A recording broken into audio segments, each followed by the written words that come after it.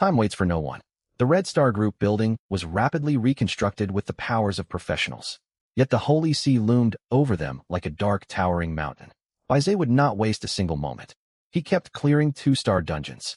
Compared with 1-star dungeons, 2-star ones were noticeably harder. The Mantis Emperor alone could no longer achieve speed clears, so everyone else had to pull their weight this time. The Mantis Emperor charged forward. Baize and the little skeleton fanned out on the flanks, dealing supplementary damage and wiping out all minor monsters. As for Li Zizai and Su Qingqing, they were along for the ride, sticking close to Baize. Another speedrun. In merely 6 minutes, the Nightmare difficulty 2-star dungeon was cleared. Baize's fighting style was brutally straightforward. The Mantis Emperor bore the brunt and charged ahead, while the others reaped monsters along the way for a fast completion. For professionals of the same tier, this kind of dungeon required coordinated teamwork and slow, steady advances. To Baize, it was little more than a single well-placed shot. Driven by such terrifying clearing speed, roughly 3 hours later, Baize's group had beaten 11 more 2-star dungeons. The number of monument inscriptions reached an astonishing 35. He did not bother checking the rewards, for 35 inscriptions were not his final goal. At least 10 more 2-star dungeons across Apocalypse City still awaited him. Even low-ranked dungeons took their toll after such non-stop, intense runs. The three of them grew weary, so they stopped to rest outside a street-side milk tea shop. Phew, let's take a break and grab some cola. Baize wiped his face with a wet wipe and leaned back comfortably in a lounge chair. Su Qingqing quickly pulled several icy colas out of her wristband and handed them over. She looked at Baize, eyes full of admiration. Brother Zhe, once we finish all the Abyss dungeons in Apocalypse City, you can come to Magic City with me, right? My dad just messaged me. He wants you to come back with me. Oh, Baize raised an eyebrow, took a sip of cold cola, and said in a relaxed tone, has the contract been drafted? I don't need annual dividend payments, actually. I just want a large lump sum fund. After careful consideration, Baize had reached this conclusion. Annual dividends were impractical for him. Sooner or later, he would head for the Beast Maw Abyss. By then, dividends would be the least of his worries. He might not even be allowed inside cities. Far better to obtain a huge sum directly from Su Qingqing's father, buy plenty of gear, and boost his own strength first. All right, my father says he can meet whatever terms you set. If you want massive funds, he can give you 12 billion star yuan coins all at once. Su Qingqing paused briefly before continuing. But there is one condition. You have to take part in the underground tournament hosted by the Su Group 15 days from now. Baize nodded. He was about to ask what exactly this underground tournament entailed when a slender figure abruptly appeared standing before the three of them. The person wore a well-fitted white suit, lean yet muscular. Long crimson hair was tied high in a ponytail. His features were sharp-hewn. The moment Baize saw his face, his expression sharpened in surprise. Su Qingqing froze, staring at the man in disbelief as well. You are the Holy See envoy, Han Xian? Su Qingqing asked, stunned that such an important figure would appear right in front of them. Han Xian ignored Su Qingqing and the others, fixing his gaze solely on Baize. Your name is Baize, correct? 30 days from now, come to the Holy See Administrative Office in the capital city. His Holiness the Pope wishes to see you. With that, Han Xian turned to leave. After taking 2 steps, he halted and glanced back. And do not think of resisting. The Pope's gaze reaches everywhere. The words faded, and Han Xian's figure vanished in an instant. At the same time, Li Zizai slammed his fist onto the table, eyes blazing. You cannot go. This is exactly what the Holy See does. They keep capturing and processing uniquely gifted professionals. Li Zizai ground his teeth, his face etched with anguish. As one of those who had suffered persecution long ago, he knew the Holy See's true nature all too well. Over the years, countless professionals had gone missing, every single one of them exceptionally talented. Most people knew full well what was happening, yet chose to pretend ignorance. Everyone was aware of the Holy See's true colors. Baize frowned, restlessness stirring inside him. Time was running short. Even advancing to second class would not bring a fundamental power leap. Only breaking through to level 60 would unlock a professional's true might. And this Holy See envoy Han Xian alone was level 82, a top-tier powerhouse stronger even than Baize's own father. The current pope is far more fearsome than the last one. None of these dragonkin are to be trusted, Li Zizai muttered. Hearing the words dragonkin, something clicked inside Baize's mind. Almost instinctively, he pulled out his phone and pulled up photos of the reigning pope. One glance left him utterly dumbfounded. The reigning pope was a tall woman with blue hair and horns sprouting from her head, labeled by some as a pseudo-dragonkin. Yet the more Baizé stared, the more familiar she felt. He even sensed a strange sense of kinship. This can't be right. An absurd thought rose in his mind. Cold sweat beaded on his forehead. This Pope looked almost exactly like the mother he had imagined. This was no baseless hunch. Her facial features shared 8 or 9 points of resemblance to his own. Almond-shaped eyes, aquiline nose, oval face, those same pale golden irises, nearly identical. He locked his phone and forced the bizarre thoughts down. He held out the phone toward Li Zizai. Take a look. Does this woman look like the one you saw during your escape? Li Zizai stared at the screen and froze. Huh? How did she become Pope? This is the very woman we knew. I thought she had been captured by the Holy See. She's the Pope now. Li Zizai looked completely bewildered. This doesn't make sense. Give me a moment to process this. Watching Li Zizai's shock, Baizé confirmed his suspicion. My mother is the Pope. Or maybe not. Forget it. Let's finish clearing the remaining 2-star dungeons first. Baizé composed himself. His goal was to get his monument inscription count up to 45. According to his estimates, 45 inscriptions should let him exchange for at least an obsidian rank piece of equipment, possibly even a mysterious rank item. He would deal with everything else once the dungeon runs were finished. Standing before a 2-star dungeon gate, Baizé raised his spatial wristband and scanned all the rare rank gear stored inside. 31 pieces in total. Without hesitation, he took them all out and equipped them one by one onto the little skeleton. Fitted with brand new equipment, the little skeleton clapped its hands and hopped for joy. White Jade Little Skeleton has equipped. Several minutes passed until every piece of gear was equipped. At once, Baizé's status panel underwent a dramatic refresh. Massive stat boosts lifted his overall power to another level. Name: Baizé level 1827% class, Special Summoner S-rank talent, Gear Master EX rank Constitution, 1953 strength, 3100 agility, 3306 spirit, 622 skills, Poison Arts, Blazing Bullet, Midnight Flash. Equipment: Mantis Demon Slaying Scythe, Infinite Blackstar Bow, Wood Spirit Counter Armor, Dragon King Sword, Benevolent King Shield, Serpent Earl Set, Silver Chainmail, Thunderblade, Chick Hat Summon. White Jade Little Skeleton unique. His stats now rivaled those of a level 50 professional. Stacked bonuses from multiple rare rank pieces meant a normal attack could trigger 5 or 6 passive effects at once, dealing roughly 300% damage. It was utterly overpowered. Eager to test his strength, he grouped up with the others and stepped into the dungeon. 2-star dungeon. Held difficulty. A brief shift, and they materialized inside. A zombie monster charged toward them. Filled with anticipation, Baizé loosed an arrow. Minus 3,122. Minus 533. Equipment effect minus 450. Equipment effect minus 763. Equipment effect minus 633. Equipment effect. That single strike dealt nearly 6,000 damage. The zombie collapsed instantly. The ghouls lingering behind it froze, shrinking back in fear. Li Zizai could not contain his astonishment, staring at Baizé. Good grief, your normal hits are devastating. Even Baizé was a little stunned. Stacked equipment effects made his basic attacks hit for 300% damage. He barely even needed to cast skills. Ordinary strikes were enough. Still, Baizé had no desire to do all the fighting himself. He summoned the Mantis Emperor, which rumbled forward. Bolstered by Baizé's vastly improved stats, the little skeleton also grew tremendously powerful. It and the Mantis Emperor took charge of clearing the dungeon, while the other 3 wandered along at a leisurely pace. Goo-ga! The little skeleton glanced back with a hint of grievance. There was no way around it. It had to work alongside the Mantis Emperor. Roughly 6 minutes later, the dungeon was cleared. After carving their marks on the monument, Baizé's group moved on to the next dungeon, repeating the process over and over. About an hour passed. Baizé leveled up to 19, drawing close to level 20. Meanwhile, troubling news popped up on the news feed. The Red Star building had been fully reconstructed and was back in operation. Zhang Shanhai appeared on live television, delivering a confident speech vowing to hunt down those responsible for the Red Star Group disaster. He went on to emphasize the dangers of class transfer to the Empire and the violation of professionals' basic rights before ending the interview. Watching the broadcast, cold unease settled in Baizé's chest. Back then you tried to force transfer my class, and you said nothing about rights. Now you grandstand condemning class transfer and preach about human rights. It was utterly hypocritical. Shoving his irritation aside, Baizé resolved to finish his dungeon runs quickly and depart from Magic City. 2 more hours of nonstop speed clearing passed. Dusk fell, the sun sinking below the horizon. Baize's party finally exited the last 2-star dungeon in Apocalypse City. Their monument inscription count hit 46. Weariness showed on all three faces, yet excitement shone brighter. Su Qingqing and Li Zizai had basically reaped rewards without doing the hard work.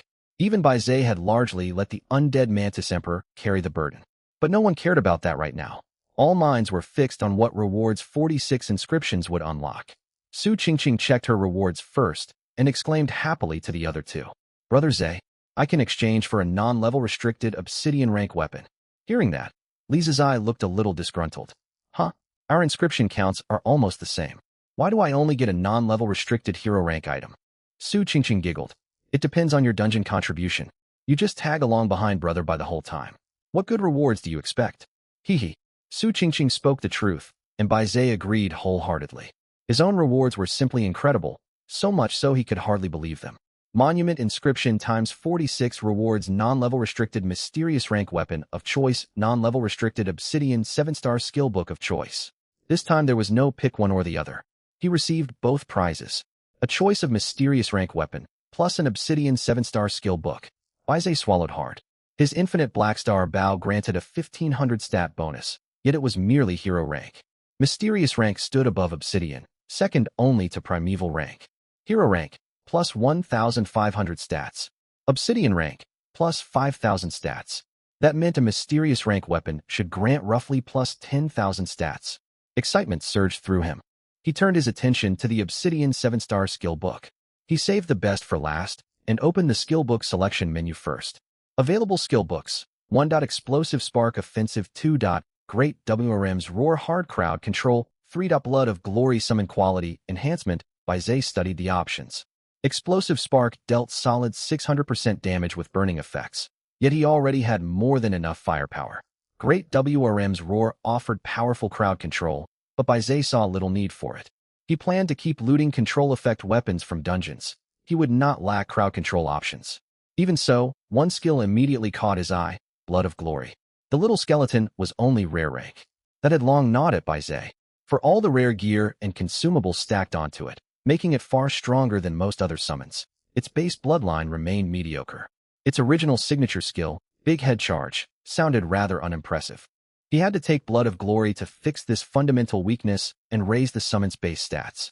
He tapped the option. Blood of Glory non-level restricted rank. Obsidian 7-star effect, one-time use skill. Immediately raises a summon's quality. The lower the summon's base initial quality, the greater the improvement. Higher quality summons receive weaker effects. The moment he obtained the skill book, a sudden thought struck Baize. If only he learned it himself, he could cast it but once. But if the little skeleton also learned it, could the skeleton cast it on itself for a second quality boost? The idea filled him with anticipation. He slammed the skill book straight onto the little skeleton's skull. Little skeleton has learned the skill, Blood of Glory. You have learned the skill, Blood of Glory. New skill insight flooded his mind. Still, Baize did not activate it right away. He mulled things over. Blood of Glory was a single-use skill and vanished after casting. Since skill effects were shared between him and the little skeleton, if the skeleton cast it first, the skill would be gone for him. Logically, he should cast it first, then let the little skeleton cast it on itself afterward. That's the plan. Concerned about possible instability during quality evolution, the three returned to their presidential suite. Soon, the little skeleton stood obediently in the center of the 200-square-meter room, waiting for Baize's spell. Baize took a deep breath and raised his right hand. Reddish runes materialized out of thin air, swirling toward his palm. Blazing energy churned and boiled there. After 30 seconds of chanting, a crimson sigil hovered above his open hand. Baize willed it forward, hurling it toward the little skeleton. Smack! The sigil slammed onto the skeleton's head and seeped into its bones as red energy washed over its frame, nourishing every fragment of bone. Red patterns spread across the little skeleton's body, strengthening its form, its bones growing bright and pearlescent white. A system notification echoed inside Baize's head. Your summon white jade little skeleton is undergoing quality promotion, advancing to hero rank. 3 evolution paths are available for selection. Skeleton, Dread Archmage control focused. Innate talents grant potent crowd control effects. Skeleton, a Death Knight assault focused. Boasts overwhelming attack power alongside high constitution. Skeleton, a Shadow Dancer swift assault focused. Sacrifices other stats for drastically amplified attack power. As the three options appeared, the little skeleton's eye sockets lit up. It clapped its hands in delight. Baize paused. Instead of choosing for it, he asked for the skeleton's opinion. Hey, which one do you want? Baize tilted his head and asked. The little skeleton froze. From stories of other summons, it had heard that most summoners treated their summons as disposable tools and never respected their wishes. Yet its master was different. He was actually letting it pick its own evolution path. Looking at Baize's slightly proud expression, the little skeleton felt deeply moved. Golden teardrops welled and dripped from its empty eye sockets. Goo! Gah! It scurried over, grabbed the hem of Baize's clothes, and rubbed its big skull against him. Baize smiled softly, warmth in his eyes. He patted its smooth, bony head affectionately. All right. Hurry and make your choice. Googa! The little skeleton composed itself, studying the three choices carefully. Control focus did not appeal to it. The swift assault path sacrificed survivability. Who would tank damage for its master then? Its decision was clear. The little skeleton nodded. Still clutching Baize's clothes with one small bony hand, it pointed toward the middle option. Its choice, Death Knight. Got it. Baize nodded. The moment the choice was confirmed, the skeleton's bloodline power erupted. Boom. Its small frame underwent violent transformation. Crimson celestial light burst forth. Its bones thickened and hardened. In but an instant, it grew to a towering 3-meter height. Crimson flames flickered out from gaps between its bones. Tattered black plate armor rapidly covered its form. Its former cute, oversized skull shrank to a normal-sized helm, leaving only part of its skeletal face exposed. Half its body was sheathed in armor. Exposed bone burned with living red fire. A black great cloak billowed out behind it. At its hip hung a massive 2-meter-long greatsword. Baize stared in shock. Merely advancing to hero rank, and it had grown so enormous? Standing 3 meters tall, broad and heavily built, it radiated an innate menacing aura. Even Baize, its master, could feel the oppressive weight of a Death Knight. Li Zizai and Su Qingqing had retreated all the way to the room's corners, staring in disbelief at the creature that had once been such an adorable little skeleton. No one was more stunned than Baize. That fragile, pitiful-looking little skeleton had transformed into this awe-inspiring powerhouse. It was almost unbelievable. Baize hastened to check its status panel. Before he could read it fully, a flood of notifications flooded his mind. You have gained bloodline skills. Undead Knight Legion, Night Form. Baize's gaze snapped to the summon stat sheet. Summon status panel name. Skeleton Death Knight level. 20 talent. Death Fury. Upon death, revives after 1 second with 300% boosted all stats, lasting 60 seconds. Constitution, 2130 strength, 3250 agility, 3420 spirit, 422 skills. Poison arts, blazing bullet, midnight flash, blood of glory equipment, mantis demon, slaying scythe, infinite blackstar bow, with spirit counter, armor, dragon king sword, benevolent king shield, serpent earl set, silver chainmail, thunderblade, chick hat. Bloodline skills, army of death knights, night form. Army of Death Knights. Summon 12 Death Knights that charge the enemy in an offensive formation, dealing 420% impact damage to foes within a 300-meter forward radius. Night Form. Summon a Death Warhorse. Constitution and strength attributes rise by 200%, and the user becomes wreathed in Deathfire. Deathfire deals 2% continuous burn damage per second to targets it touches, lasting up to 10 seconds. Staring at such terrifying stats, Baize could scarcely believe his eyes. Before this upgrade, the little skeleton needed white jade to revive upon death, making it rather weak. That weakness was now completely gone. It could resurrect instantly within 1 second. Reading further through the skill description, Baize discovered the resurrection location could be chosen freely. Any spot within his own 300-meter radius was valid. That meant when the little skeleton died, Baize could choose to bring it back deep behind enemy lines or right beside himself. The resurrection ability had received an epic upgrade. Even more outrageous were the 2 bloodline skills. Baize had never expected those 2 bloodline skills to become available for his own use as well. So this is what a hero rank summon beast is capable of, Baize murmured to himself. His own glory blood had been used up, but the little skeleton still had its share. In other words, the little skeleton could be promoted one more time. Heart pounding with excitement, Baize signaled the little skeleton to use the glory blood right away. The skeleton nodded and gestured with its long bony finger. Understanding dawned on Baize. There's a 1-month cooldown? What a pity. Baize shook his head. Even so, the little skeleton's current bloodline was more than sufficient. Hero, rank summoned beasts normally circulated only among top-tier clans. The little skeleton's rank was more than adequate for the present moment. He would simply wait out the month for the next chance to use Glory Blood. Baize stretched his body and opened the steel interface. One reward still remained, the one he had looked forward to most, a free choice of a mysterious rank weapon. Ordinary professionals like Baize knew of 7 equipment tiers: common, rare, epic, hero, obsidian, mysterious, and primordial. He already possessed the Infinite Blackstar Bow, a hero rank weapon with 3 special effects and a total attribute bonus of 3,000 points. He had never wielded other hero rank gear, but he had heard tales. Mysterious rank items, whether equipment, weapons, or skills, all came with immensely powerful unique effects. Though not comparable to his primordial grade necromancer's summons, which granted broken necromancy abilities, mysterious rank gear still stood far above most other equipment, boasting more numerous and far stronger special effects. Baize took a deep breath and unlocked the reward. 3 weapon options with descriptions appeared before him. Decaying Staff boasts immense magical power. Wields top-tier magic that reduces all things to ruin. Reaper's Scythe, the personal weapon of the Reaper, possesses a rare lifesteal effect. Shadow Battle Axe has overwhelming piercing power. Its wielder grows stronger the longer battle rages on. Baize's eyes flickered as he studied the little skeleton's appearance. Tattered armor and cloak, a large, powerful frame. Without hesitation, he picked the second option, the Reaper's Scythe. The moment he confirmed his choice, his vision blurred. A long, shafted emerald green scythe materialized in his hands. Its curved shaft stretched roughly 2 meters, fitted with a smaller secondary blade at the butt end. The main cutting edge spanned 3 meters, radiating overwhelming menace. 3 skulls lined its tip, and eerie green-blue flames danced across the whole weapon, casting a grim, despairing aura. Reaper's Scythe rank, mysterious attribute bonuses: Constitution plus 9,000, Strength plus 10,000, Agility plus 1,000, Spirit plus 5,000. Special Effect 1. Grants 25% lifesteal while equipped. Special Effect 2.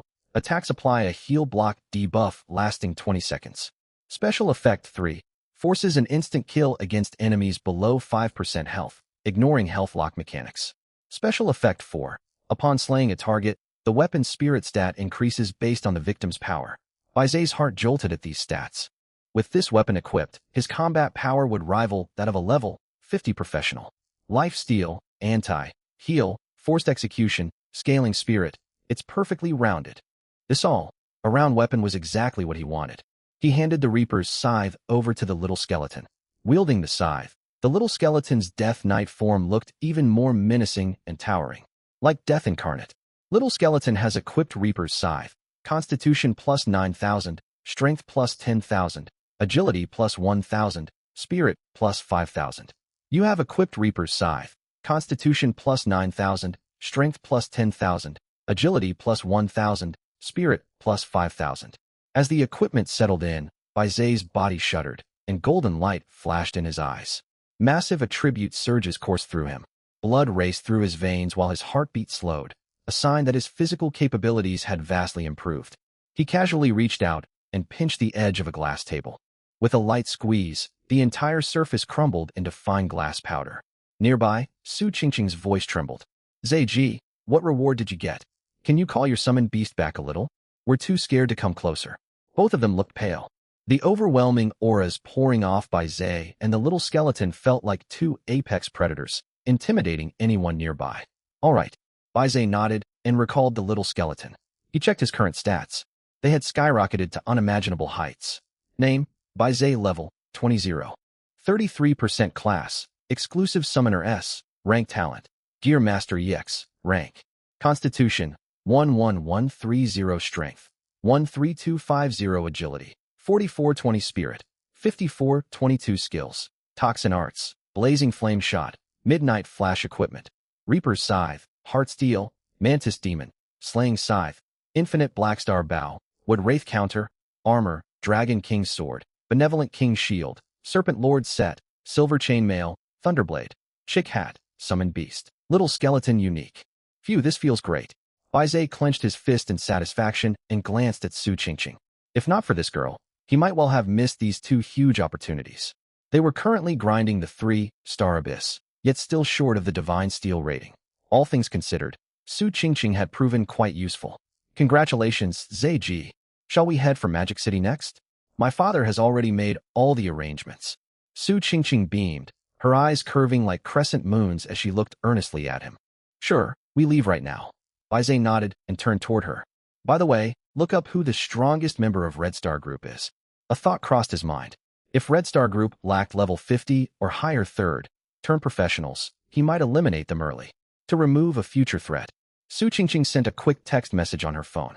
Within 3 minutes, a reply arrived. Zai, Red Star Group was founded in 2023 by Zhang Shanhai. He himself is a level 52 warrior, but his father is a level 71 forbidden spellcaster. Bai Zai raised an eyebrow. He had known Red Star Group had connections, yet never expected them to run this deep. No wonder his own father had refrained from striking them down outright. Clashes between level 70 powerhouses brought catastrophic destruction, and victory was never guaranteed. Understood. We head for Magic City first. Reluctantly, Bai Zai led the other two toward the airport. Dealing with Red Star Group would have to wait. A level 71 expert was far beyond what he could handle. Worse still, he needed to stay vigilant against possible assassins. The trio set off for the airport. Meanwhile, inside the reconstructed Red Star Group headquarters, Zhang Jinlong knelt before Zhang Shanhai, his face twisted with misery. He had failed to clear the initial instance and remained stuck at level 7. 3 consecutive attempts had all ended in defeat because his teammates had been incompetent. He would have to wait out the 7-day cooldown before trying again. Blame fell entirely on Bai Zai in his mind. He poured out his grievances to his father. Father, if I had Bai Zai's S-rank class, I would have cleared that beginner dungeon ages ago. None of this would have happened. Zhang Jinlong shouted angrily. Seeing his father stay silent, he grew more convinced he was right. Tell me I'm not wrong. That brat deserves to have his limbs chopped off and fed to the dogs. He needs to learn who really runs Apocalypse City. Faced with his son's vicious outburst, Zhang Shanhai said nothing.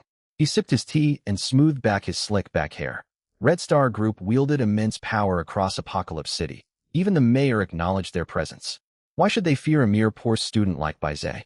Since you cannot let this grievance go, I will send Lao Mo to bring him in. But a flicker of hesitation crossed Zhang Shanhai's eyes. He had heard the principal of Apocalypse Academy had withdrawn all involvement in Bai Zai's affairs. Something felt off, yet he could not pinpoint what.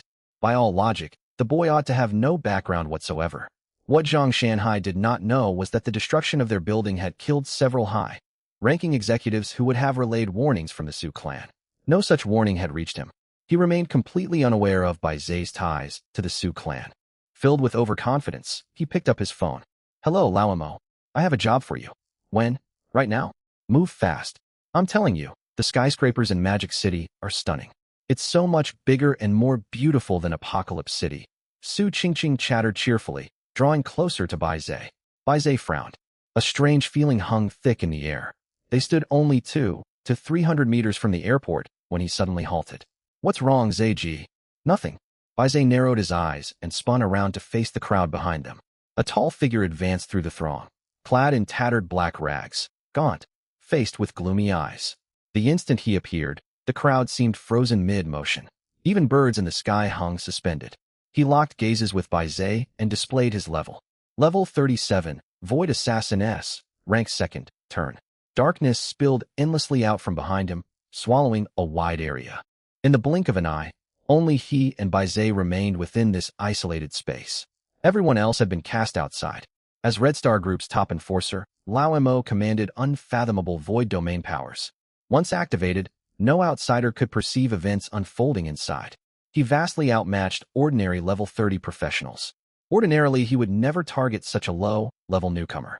But Zhang Shanhai lived by one principle: bring full force against every foe, no matter how small. Within the dark domain, Lao Mo wasted no words. He raised his blade and charged straight for Bai Zai. Boom! He hurtled forward like a black meteor, not striking with typical assassin stealth, but with overwhelming, dragon-like crushing force. Yet Lao Mo skidded abruptly to a stop, staring at the monster that had materialized before him. Genuine terror and disbelief filled his voice. What in the world is this thing? The little skeleton stood tall, 3 meters in height, clad in armor and a black cloak. Crimson flames roiled across its body, and it gripped the enormous scythe whose shaft measured 2 meters and blade stretched 3 meters. It looked like the very embodiment of the Reaper. Merely standing there, it pressed down on Lao Mo with crushing weight. He instantly understood he stood no chance of winning. Friend, I must have mistaken you for someone else. Do you know where Xiaoyan is? Bai Zai let out a snort of laughter. Silver cold light glinted in his eyes. He stood relaxed and snapped his fingers. Kill him. At his command, the little skeleton lifted the Reaper's scythe. A thunderous rumble rolled out from beneath its armor, like the murmur of demons. Rise, my fallen warriors. Claim his soul. 12 spectral death knights materialized around the skeleton, filling the entire domain. Forming an ancient battle formation, they thundered forward. The clang of iron hooves echoed non-stop. The ground shook beneath Lao Mo. He tried to dodge, yet the domain spanned only 300 meters. There was nowhere to run. Damn you. Do you think I fear you? Lao Mo roared. Twin purple, tinged daggers materialized in his hands, crossed to block the charge. The cavalry formation surged straight through his body and faded away. Lao Mo's eyes bulged as he stared at Bai Zai. Horrific damage values floated above his head. 55,650. 26,006. Weapon special effect. 19,325. Weapon special effect. 21,000. Weapon special effect. Lao Mo could no longer move. His daggers clattered to the ground. He clutched his chest with both hands. As Red Star Group's premier killer, he wore full epic, rank gear, and powerful accessories. A fully completed second, turned professional with a terrifying constitution of 9,000 points. Yet this monster's attack had dealt close to 120,000 damage in a single blow. How could he possibly endure that? In his final moments, Lao Mo lifted his head, staring fixedly at Bai Zai. His last breath escaped his lips. Are you even human? Lao Mo collapsed. The surrounding darkness dispersed. Sunlight flooded back, chasing away the bitter cold. His body vanished completely. Crowds and vehicles returned to normal as if nothing had happened. Su Qingqing and Li Zijian rushed over from a distance, alarmed. Zai Ji, where did you go? You vanished right in front of us. You scared us half to death. It's fine. Let's board the plane. Bai Zai spoke calmly, and the three quickened their pace toward airport check-in. On the way, he briefly recounted what had just taken place. The other two shuddered in shock. They had sensed nothing of Lao Mo's attack, only watched Bai Zai disappear for a moment. Those scoundrels from Red Star Group. Tomorrow I'll have my father deal with them. Su Qingqing clenched her fists. Unlike his two companions, Bai Zai's thoughts drifted elsewhere. He turned towards Su Qingqing. Do you know about domain-type skills? They seem extremely powerful. Su Qingqing realized that must explain his sudden disappearance. I know of them. Most domains are innate abilities, incredibly strong, each with unique powers. For example, the Inquisitor's third envoy has the demon, subduing kitchen domain, and the second envoy commands the sea god domain. Both are formidable. I see. At the very top of Red Star Group's skyscraper, Zhang Shanhai's teacup shattered in his grip. Lao Mo is dead. A terrible sense of unease washed over him. Lao Mo was a seasoned level 30 professional. Taking out a rookie should have been trivial. How could he have died? Cautious by nature, Zhang Shanhai summoned the group's diviner to reconstruct what had transpired. Chairman, the one who killed Lao Mo is low level, roughly between level 16 and 20. But his actual power surpasses ordinary level 30 professionals. Fear coursed through Zhang Shanhai. He knew rare talents and fortunate encounters could let low-level warriors defeat far stronger foes. But he had never imagined such a monster would cross his path. If this youth was allowed to keep growing, disaster would surely follow. Kill him. He must die. He cannot be permitted to leave Apocalypse City. The diviner's expression turned rigid. Sir, their flight has already taken off. A vicious, merciless gleam appeared in Zhang Shanhai's eyes. Blast them before they exit Apocalypse City. Launch the Spazia missile. I take full responsibility for the consequences. As long as they haven't left Apocalypse City, everything can be covered up. Alert the press department immediately. Contact the families of every passenger aboard. Handle it the usual way. Flight 187, departing Apocalypse City from Magic City New District, is airborne. For assistance, please contact cabin crew. The announcement echoed through the cabin. Bai Zai frowned, plagued by a sense of foreboding. He glanced out the window and spotted a silver streak hurtling toward them. Thanks to his amplified attributes, he saw clearly. It was a missile warhead. His pupils constricted. Outside the window, Zhang Qishan's figure appeared. He nodded toward Bai Zai, then threw himself straight at the incoming Spazia missile. 5 or 6 seconds later, for kilometers away from the aircraft, the missile detonated with earth-shattering force.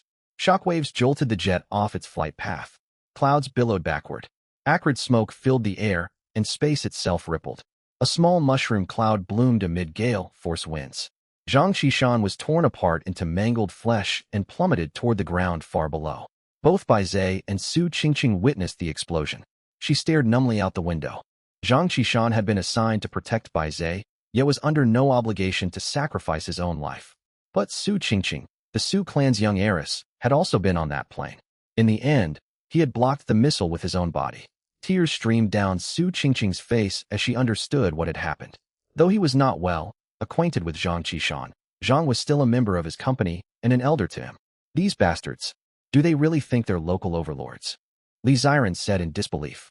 To pull a stunt like this in broad daylight, was the Holy See doing nothing about it? As the saying goes, a mighty dragon cannot subdue a local snake. Though Tianqi City was only a third-tier city, local snakes were still local snakes, and Red Star Group held sway here. Watching Zhang Qishan's death, Bai Zhe clenched his fists tightly, fury blazing in his eyes. Searing humiliation and anger clouded his judgment. Their departure today had turned into nothing short of being driven out by Red Star Group. Driven away in such a humiliating fashion stoked his rage to burning heights. He lifted a hand to wipe away Su Qingqing's tears and let her weep against his shoulder, her tears soaking his clothing. Very well, Zhang Shanhai. I remember all of you. Bai Zhe ground his fists together, his eyes cold as ice. The plane hit severe turbulence. Passengers shouted in alarm while flight attendants worked non-stop to calm them down. After 4 bumpy hours, they finally landed in Magic City. By then, Su Qingqing had mostly composed herself.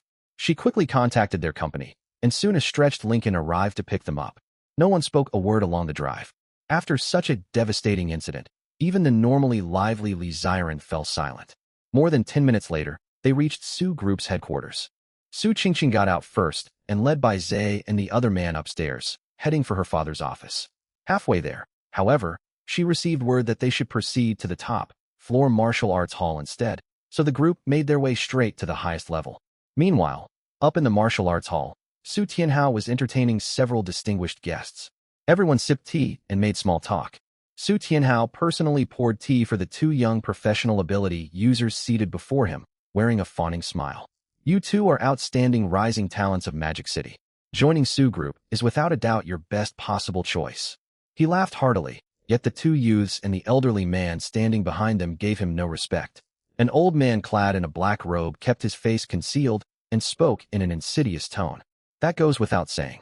Both of them have had their names inscribed 4 times on the Divine Steel. They rank among Magic City's strongest talents this year. Therefore, a 6% stake in Su Group for each of them is hardly excessive, is it?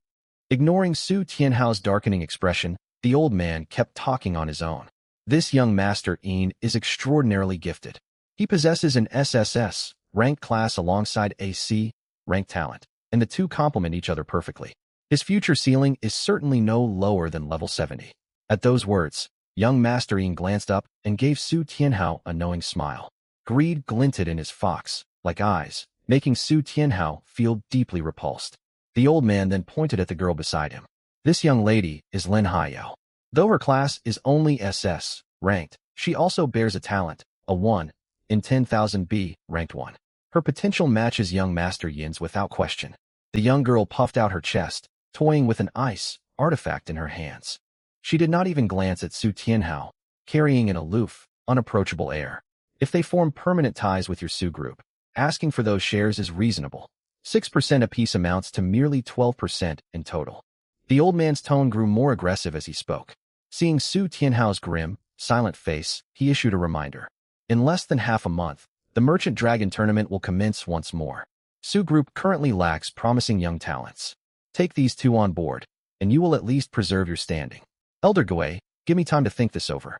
6% equity per person is far too high. I could accept 1.5% for each, Su Tianhao forced out through gritted teeth. If not for the Merchant Dragon Tournament in 2 weeks' time, he would never tolerate these 3 running rampant inside his own building. But the Triennial Magic City Merchant Dragon Tournament drew near. Should they lose, the losses would extend far beyond profits. Connections, territory, prestige, and his own position would all suffer a catastrophic collapse. Chairman Su, I understand how difficult running Su Group is. I might be willing to forego that 6% equity. Young Master Yin suddenly cut in. Su Tianhao's eyes lit up in surprise as he turned toward him. Young Master Yin went on. I could become part of your family. I hear your younger daughter Su Qingqing is an A-rank support type ability user. Her class is fine, yet she has no combat power of her own. As a young woman, it will be hard for her to survive alone in Magic City. But with me backing her, her capabilities could improve drastically, and that would bring great benefit to your group. Su Tianhao had thought young Master Yin was changing his tune, only to hear those outrageous words. This man intended to seize control of his family's legacy. Rage welled up inside Su Tianhao. He bitterly regretted having no sons, only 3 daughters. Otherwise, an outsider would never dare covet everything he had built. Anger surged through Su Tianhao's chest. He was about to deliver a stern refusal when the hall door burst open. A cool gust swept inward, and Bai Zhe and his 2 companions stepped into the room. Though fresh from the missile attack, Bai Zhe's group carried imposing presences, standing firm and unshaken. At the sight of Bai Zhe, the robed elder and young Master Yin tensed, sensing that something was amiss. They felt little threat from Li Ziren, and they already knew Su Qingqing. But Bai Zhe radiated overwhelming power, the aura of an unmatched powerhouse. Before either of them could speak, Su Qingqing hurried forward, tears glistening in her eyes, and clung to her father's arm. Father, Uncle Zhang Qishan died protecting us in Tianqi City. Red Star Group is responsible. Eyes brimming with tears, she then gestured toward Bai Zhe. This is the rising talent from Tianqi City I told you about. His strength far surpasses ordinary geniuses. Our names were inscribed 46 times on the divine steel. Su Tianhao froze. He cared little about Zhang Qishan's death or Red Star Group, but the words 46 inscriptions on the divine steel seized his full attention. Young Master Yin, the robed elder, and Lin Haiyao were all jolted. The girl frowned, filled with doubt. Miss Su, you cannot make such claims. 2 or 3 inscriptions on the divine steel mark one as a hero among men. 46 belongs to a realm beyond ordinary humanity. You must be mistaken, Elder Gui said after a moment's consideration. In his view, anyone with over 40 inscriptions would already qualify to join the Holy See, and could even contend for the position of Pope. Scarcely anyone across the empire reached such heights. Su Qingqing must be lying. Young Master Yin's peach blossom eyes flickered. He wore a genial, gentlemanly smile. Miss Su, I fear you have been misled by someone with ulterior motives. Divine steel inscriptions can be falsified. Someone may be preying on your good-natured trust. Before young Master Yin could finish, Su Qingqing cut him off with a frown. Why would I lie? My name was also inscribed 46 times. Are mine fake as well? Young Master Yin was left speechless. He said no more, only letting out a low chuckle. Su Tianhao patted Su Qingqing's shoulder to comfort her, then turned his gaze toward the imposing Bai Zhe. He studied him carefully. Though Bai Zhe dressed plainly, he possessed striking, heroic features, sharp brows and bright eyes, the bearing of an extraordinary man, certainly not some scheming opportunist. Shock rippled through Su Tianhao, and he smiled warmly. You must be Bai Zhe. My daughter speaks of you often. I am, Bai Zhe nodded. I have come today to discuss joining Su Group. Su Tianhao nodded. His daughter's judgment worried him. He still wondered whether those 46 divine steel inscriptions were genuine. As doubt lingered, Bai Zhe opened his divine steel panel directly for Su Tianhao to see. Current divine steel inscriptions. 46 new rewards unlock upon reaching 100 inscriptions. Reading those lines, Su Tianhao stared at Bai Zhe in stunned elation. Very well. You may join Su Group. What are your terms? Bai Zhe smiled faintly. 30 billion star yuan coins paid to me up front, plus 40 million star yuan coins each month. Silence descended across the room. This demand was trivial compared to annual dividend packages or equity offers. It almost seemed unreasonably low. Even Su Tianhao found it hard to believe such a prodigy would ask for so little. Haha, Chairman Su, keep your wits about you. Cheap bargains often hide flaws, Elder Gui sneered. He brought young Master Yin and Lin Haiyao back into the conversation. I told you, young Master Yin bears a 1 of A kind SSS rank class. This young man Bai Zhe may be nothing special. Why else would he only ask for money? Su Tianhao no longer trusted Elder Gui's words. He had seen the 46 divine steel inscriptions with his own eyes. They could not be forged. He already knew who he would choose. Very well. Since Mr. Bai Zhe's terms are more modest, Su Group will welcome him first. I will give your group's proposals further consideration. Su Tianhao replied mildly, tactfully turning them down. Young Master Yin could no longer contain himself. He slammed his palm against the table and shot to his feet. Chairman Su, what is the meaning of this? We arrived first. You have seen our class ranks. How can you be so blind to true talent, he shouted. He had never come purely for compensation. His target was Su Qingqing. If he won her over, Su Group itself would belong to him. Now Bai Zai's sudden appearance had ruined everything. Worse still, he sensed romantic tension between Bai Zai and Su Qingqing. That was something he could never abide. Chairman Su, cheap goods have hidden defects. We will press the point no further. I suggest you tread carefully in 14 days' time at the Merchant Dragon Tournament. Do not lose everything, Lin Haiyao said coldly, burning with resentment as she glared at Bai Zai. Elder Gui finally spoke. He coughed to quiet the two youths, then adopted a neutral, earnest tone. Chairman Su, we are old acquaintances. I truly hate to see you deceived. As it happens, I have brought a primordial chi orb. Let us use it to expose fraud and measure true ability. Your daughter may join in as well. It will be a fine chance for her to develop her potential. He pulled a palm-sized orb from his sleeve. It shimmered beautifully, swirling with wisps of bright, hued primordial energy inside. Bai Zai felt a flicker of surprise.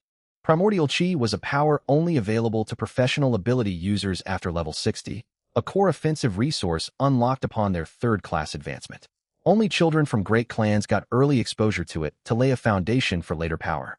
Bai Zai had planned to experience it after his second advancement, yet here it was ahead of schedule. A primordial Chi orb cost roughly 5 billion star yuan coins.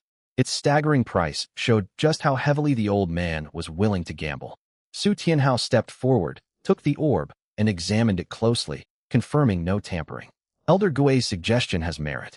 Early exposure to primordial Chi nurtures potential and improves one's compatibility with the energy, Su Tianhao agreed. Doubts regarding Bai Zai's strength still lingered. The Merchant Dragon Tournament in 14 days was critical. A live test would settle everything. Young Master Yin and Lin Haiyao wore faint smiles. They had experienced primordial Chi before. They would undoubtedly outperform Bai Zai, the complete novice. Let us begin the primordial Chi assessment at once. Miss Su may also partake of this wondrous power system, young Master Yin said with an inviting, self-styled, gentlemanly gesture. No one objected. Elder Gui tossed the primordial Chi orb toward the center of the training hall. It hung suspended in mid-air, streaming threads of brilliant primordial Chi outward. The four stepped forward and entered a meditative state to absorb and comprehend the energy. Bai Zai's eyes narrowed. The energy felt wonderfully soothing. As it flooded into his body, it nourished his flesh, old scars healing and fading away without a trace. This primordial Chi truly was extraordinary. He began absorbing at an increased rate. Meanwhile, young Master Yin and Lin Haiyao sat meditating, faint smug smiles playing across their lips, confident of complete dominance. They had undergone this process before. With calm focus, they could sustain absorption for roughly 15 minutes before risking bodily destruction from energy overload. 15 minutes would be more than enough to outshine the novice Bai Zai. As all four sank into meditation, Su Tianhao laughed heartily. Thank you, Elder Gui, for letting my daughter experience primordial Chi ahead of schedule. Ha. Su Group hardly needs this single orb. Your daughter is simply fortunate. Fortune smiles upon the virtuous. Elder Gui laughed in reply. The two conversed amicably. Bai Zai immersed himself fully in absorbing primordial Chi. Energy poured into him like water vanishing into mud, completely assimilated with zero leftover residue. His body functioned like a bottomless pit, greedily drawing power in. He could have ramped up absorption even further, siphoning energy away from the others, yet he held back to avoid drawing excessive notice. His stats climbed bit by bit. Primordial Chi mainly boosted mental power. Everyone's mental power ticked upward by +1 each second. Bai Zai remained perfectly comfortable, but Su Qingqing's brows drew tight. As the weakest among the four, absorption quickly grew taxing. Only 4 minutes had passed. Sweat beaded on her forehead. Floods of primordial Chi strained her limits. Still she gritted her teeth and persisted. Bai Zai looked entirely at ease, and young Master Yin and Lin Haiyao seemed completely in control. She refused to fall behind. 3 more minutes passed. She reached her absolute limit. Her complexion paled. She had no choice but to rise and step outside the energy-shrouded area. Remarkable talent from your daughter. 7 minutes on her first try. She has likely gained several hundred points of mental power, Elder Gui said with a nod towards Su Tianhao. Su Tianhao looked surprised. He had not expected his daughter to hold out for 7 minutes. Well done. Go rest, he told her. Su Qingqing collapsed into a nearby chair, filled with frustration. Catching up to Bai Zai felt hopeless. Her feeling was well-founded. Bai Zai swam deep within the sea of primordial Chi. For most beginners, absorbing this energy was difficult and dangerous, yet it posed him no trouble at all. His physique already rivaled that of a level 50 professional ability user. People of that caliber could endure primordial chi absorption for 2 to 3 hours straight. Baize could do the same, and that was exactly what he was doing. At the 11th minute, young Master Yin maintained a calm, outward demeanor, yet inwardly he frowned. He had been secretly observing Baize, who still absorbed primordial chi without the slightest sign of strain. During his own first attempt at absorption, blisters had begun forming by the 11th minute, forcing him to stop. Baize, however, thrived. Competitive fire ignited inside young Master Yin. He gritted his teeth and intensified his absorption, determined to prove his superiority. Lin Haiyao, third strongest of the group, broke out in fine sweat. By the 13th minute, she neared her breaking point. Tiny blisters surfaced on her skin, signs that her body could no longer process excess primordial chi. Finally, the 15th minute arrived. Lin Haiyao abruptly stood and withdrew. More blisters covered her skin. Remaining longer would cause them to rupture and inflict severe backlash. Stepping outside the energy field, she stared at Baize and young Master Yin, her expression complex. She accepted that young Master Yin could last this long, but this newcomer Baize, what right did he have? Lin Haiyao ground her teeth, her face pale. Su Tianhao had truly found an extraordinary genius. All their schemes would collapse. She shot a glance toward Elder Gui, who met her gaze. They exchanged eye contact and communicated through a secret method. This Baize is a rare genius. Find a way to cripple him. Otherwise, Su Tianhao will win the Merchant Dragon tournament, and all will be lost, Lin Haiyao transmitted silently. Hesitation flickered across Elder Gui's eyes. What of young Master Yin? He belongs to the Yin clan. Must we harm him as well? What are you afraid of? My Lin clan will take full responsibility. Besides, young Master Yin is only the 4th son of the Yin family. He is of no great importance. Su Tianhao sent an urgent voice transmission. Just then, young Master Yin could hold on no longer. He shot a resentful glance at Baize and quickly darted out of the primal energy shroud. Seeing this, Lin Shuiyao and Old Ghost's eyes both lit up with joy. Only Baize remained inside. This was the perfect chance. Delight flashed across Old Ghost's eyes. He silently began casting his skill and unleashed it in an instant. Right after that, the primal energy orb swelled to more than twice its original size, growing to the size of a fist. Primal energy came pouring forth. In the blink of an eye, the density of the primal energy rose more than 3-fold. In an instant, the whole space turned into a dense haze, thick as paste. Joy shone in both Lin Shuiyao's and Old Ghost's eyes. With primal energy so concentrated, Baize would surely inhale massive amounts of it. He would either explode from energy overload or at the very least suffer severe injuries. Yet Baize did sense that something was wrong. He sharply noticed that the primal energy had grown far more potent. Still, after only a slight change in expression, he carried on absorbing it. Several seconds passed. Lin Shuiyao and Old Ghost stared at Baize, completely dumbfounded. How is this possible? He is merely a level 20 novice professional. Energy of that magnitude would blow apart even a level 30 professional. How can he be unharmed? Lin Shuiyao felt as though she had seen a ghost. Could any ordinary novice professional pull off something like this? Old Ghost's expression also turned grave. He realized he had drastically underestimated Baize. Could this rate of absorption stem from a special class? At this moment, all their schemes had fallen completely flat. Su Tianhao sat calmly in his chair, a look of triumph in his eyes. His daughter really had brought him an outstanding ally. Putting combat power aside, just this rate of primal energy absorption made Baize a monster among geniuses. That so-called young Master Yin and Lin Shuiyao were not worth a fraction of him. Overjoyed, Su Tianhao figured Baize had absorbed enough. After all, this was his first time absorbing such energy. Staying too long might lead to mishaps. Baize, you ought to come out now. This is Old Ghost's precious treasure, don't drain it dry. Su Tianhao spoke deliberately, hoping to see Old Ghost's miserable look. Sure enough, Old Ghost's face darkened terribly. It was not only because Baize had absorbed most of the primal energy, but also because Baize had withstood his skill outright, absorbing primal energy without limit. He was simply an energy glutton. Damn it, this is unbelievable. Old Ghost cursed inwardly. 20 minutes ticked by. He could bear it no longer and forcefully recalled the primal energy pearl. The moment the primal energy vanished, Baize glanced up and rose calmly to his feet. His mental power had surged once more. After a full 20 minutes of absorption, his mental attribute had gone up by 1,200 points. Compared to other attributes, this gain was modest. But mental power was the hardest attribute in the professional's world to raise. Very few pieces of equipment boosted it, so today's harvest was extremely valuable. Baize walked out from the martial arts arena, wearing a bright smile. He cupped his fists towards Su Tianhao. My gratitude to Chairman Su for letting me benefit from this primal energy enhancement. At those words, Su Tianhao burst out laughing. Old Ghost's face turned gloomy. That primal energy pearl belonged to him. Yet this kid was thanking Su Tianhao instead. Umph.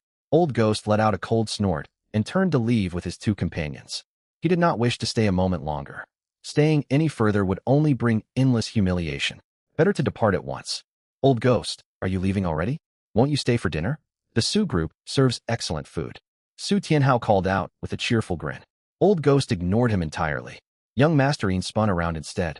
His sinister peach blossom eyes locked onto Baize, and he said coldly, I remember you, Baize.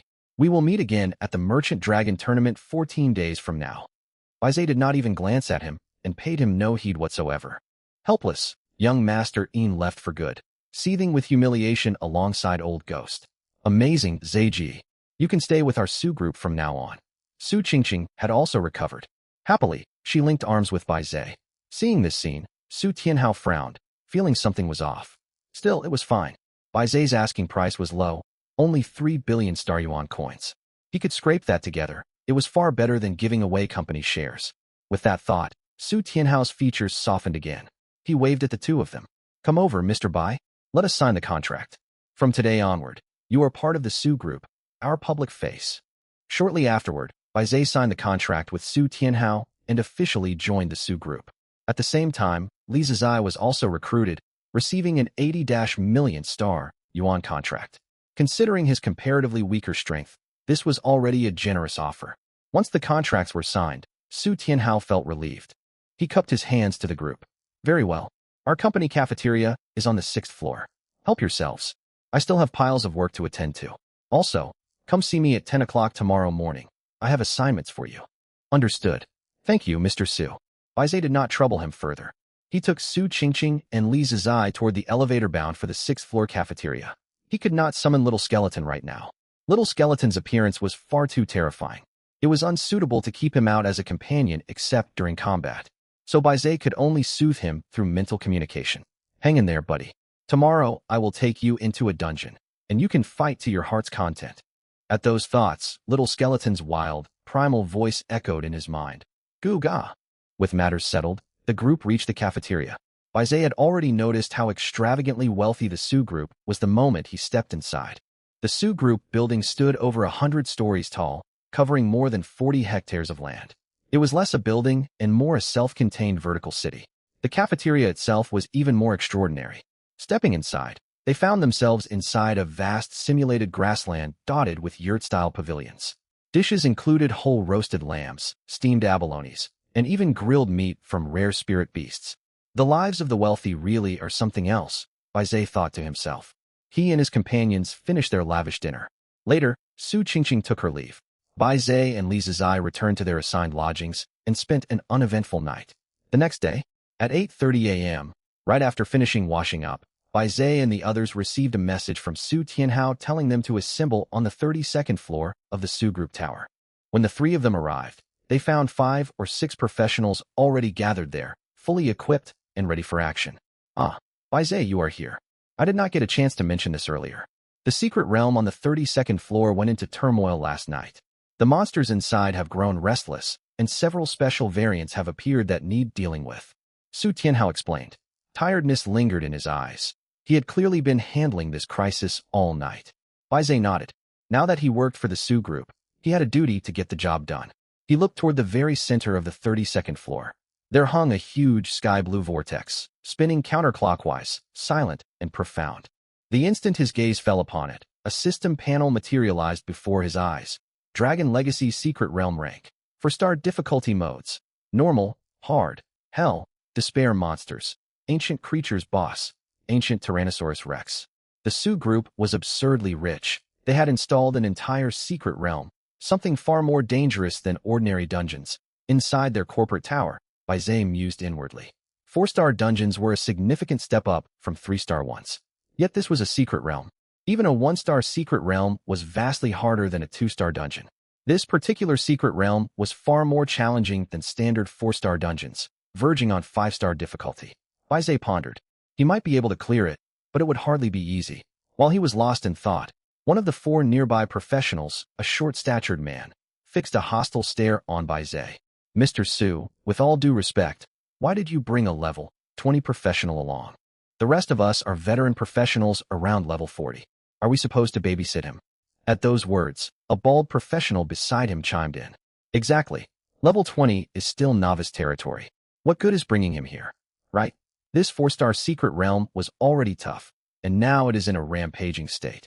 All creatures inside have at least a 120% attribute boost. Novice professionals have no business being here.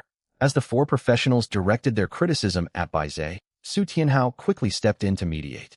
Now, we are all part of the Su group. There is no need for hostility. Mr. Baize is an exceptionally talented professional.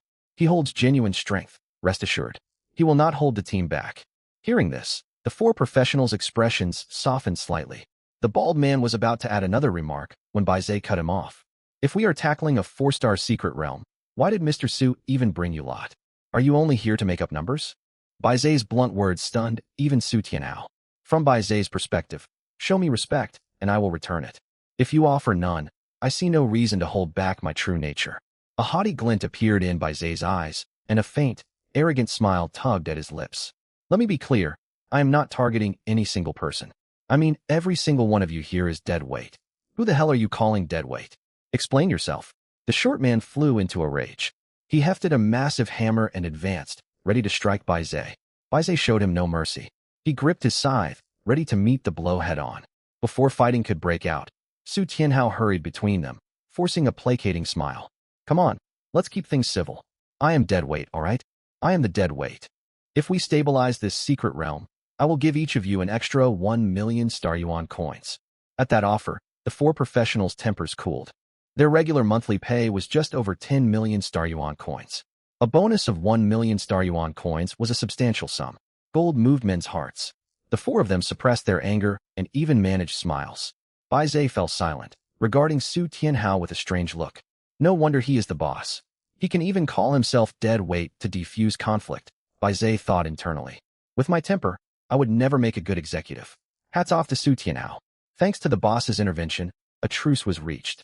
They would enter the secret realm together. The group formed parties. 30 seconds later, party setup finished. They readied themselves to enter. Entering secret realm in 30 seconds 30, 29 in the blink of an eye, their figures vanished. They materialized upon an endless golden beach. Li Zizai's eyes lit up as he scanned their surroundings. Nice environment. What do we do next? He tried to ask for the group's plan, only to see the 4 other professionals band together into their own 4-man team, leaving Baize and Li Zizai as a separate 2-man party. Su Qingqing had not come inside. Su Tianhao would never allow her into such a dangerous place. Kid, don't think Su Tianhao will shield you in here. Anything can happen inside a secret realm, the short professional sneered. Before he could finish speaking, a fierce gust of wind surged from directly behind him. Boom! An enormous crab claw smashed into the sand. The 4 barely dodged, staring in terror at the colossal monster. It was a gigantic crab, roughly 9 meters across and nearly 5 meters tall, its shell pale bluish-white. Ancient creature. Ancient giant crab level. 42 total constitution. 35666. Reading its stats, everyone's faces paled. They had not even encountered any dragon-type beasts. Yet this ordinary crab already possessed such overwhelming attributes. Form up. Spread out. The short man roared. He advanced with his hammer as frontline tank. The bald man guarded his flank, while the other 2 professionals handled ranged damage. Instantly, the 4 clashed with the crab. Clangs and roars echoed across the beach. Li Zizai held back, and Baize likewise made no move. They watched dispassionately. After a few quick observations, Baize had assessed their combat capability. These 4 were competent among level 40 professionals, yet that was all. Compared to him, they were still vastly outmatched. Nearly 3 minutes of combat passed before the crab was finally slain. It dissolved into muddy sludge. The short man mopped sweat from his forehead, brandishing his hammer and glaring furiously at Baize and Li Zizai. What the hell are you 2 doing just standing there and watching? Why didn't you help? Do you want me to kill you? As his angry shout faded, Baize knocked an arrow and loosed it in an instant. The short professional panicked, preparing to block, only to realize the arrow was not aimed at him, but at something behind him. Rumble. Deafening crashes and deep roars rang out. Everyone spun around. The arrow had struck another giant crab, 20-odd meters wide and 9 meters tall, far larger than the previous one. Yet this monstrous beast could not withstand Baize's single arrow. Minus 13,250. Minus 6,324. Equipment proc minus 4,366. Equipment proc minus 5,322. Equipment proc minus 6,958. Equipment proc. The terrifying power of his unlimited equipment slots revealed itself. One basic attack triggered 4 separate equipment bonus effects. With just that one arrow, nearly 40,000 total damage was dealt. The giant crab's body shuddered, foaming at the mouth, before melting into muck. All 4 professionals froze, staring in utter disbelief. It had taken them almost 3 minutes to defeat the smaller crab, and they had taken no injuries. This newcomer, however, had instantly slain a far stronger crab with one shot. All 4 drew sharp breaths. Still, the short professional did not relent. Resentment burned in his eyes. The stronger Baize became, the greater his sense of peril. Ever since Baize had been recruited, his own monthly salary had dropped from 10 million to 8 million Star Yuan coins, and it might keep falling. Losing pay was a serious blow. He was saving resources to reach level 60.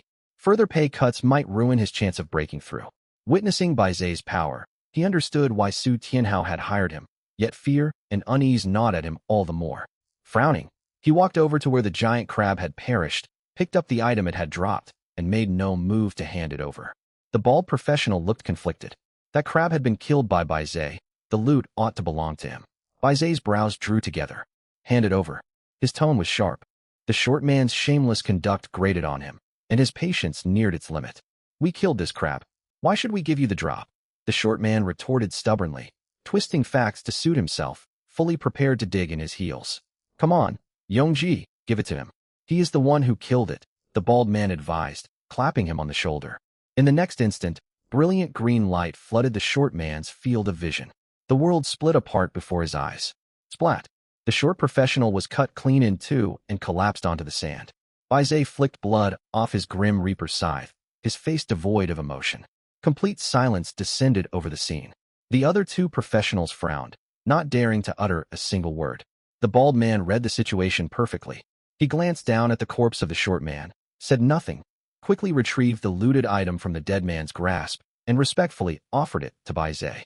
Zeiji, this is what came from that giant crab. He gave an awkward chuckle, nodding toward the corpse. We can't take his personal gear. Company policy requires those to be reclaimed. Baize nodded. Thanks for the reminder. The bald man scratched his shiny scalp and called the other 2 over. Ahem. Not a word of this to anyone. We say Yongji got killed by monsters. Understood. Understood. Understood. The 2 men quickly nodded. Baize examined the drop. A crab orb, worth roughly 20,000 Star Yuan coins.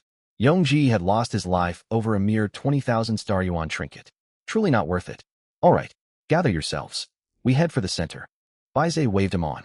The bald man collected all equipment from the corpse, and the group advanced toward the heart of the secret realm. Only now did Baize take in his surroundings. This place resembled the ancient Cretaceous period. Dense primeval jungles stretched out beneath a deep blue sky. The scenery was magnificent, yet a faint aura of ferocity hung over everything. By G, we will likely encounter raptor-type beasts ahead. Stay alert. They are small, but huge in numbers and strike fast, the bald professional warned with a nervous grin. Even though Baize was far younger, he readily addressed him respectfully, for strength spoke above all else. Baize nodded. From the distant tree-line, dozens upon dozens of small raptors emerged. More than 100 of them in total, each barely knee-high. Stay sharp. These things hit hard. Tension gripped the group. Then Baize raised a hand. A terrifying colossal materialized beside them. Little Skeleton had grown stifled trapped inside the summoned space, and was overjoyed to be released. Flames of crimson fire wreathed his body. Dark, heavy armor cloaked his demonic-looking frame. He let out an inarticulate, rumbling growl. Goo-ga! That horrifying roar and menacing appearance stunned the 3 professionals. Easy there, buddy. Get to work. Don't scare them too much, Baize instructed. Little Skeleton shuffled forward toward the woods. Instead of drawing his weapons to fight, he simply sat cross-legged on the ground, and waited for the raptors to close in. In moments, more than 100 raptors charged, snapping and biting at Little Skeleton. The situation looked deadly. Yet Little Skeleton made no move to counterattack. The others' hearts tightened. By gee, that is your summon, right? Why is he not fighting back? Yeah, he will get torn apart. Baize glanced at Little Skeleton and gave an okay hand signal. Just wait. He wants to stack his passives for a while. The others stared in confusion.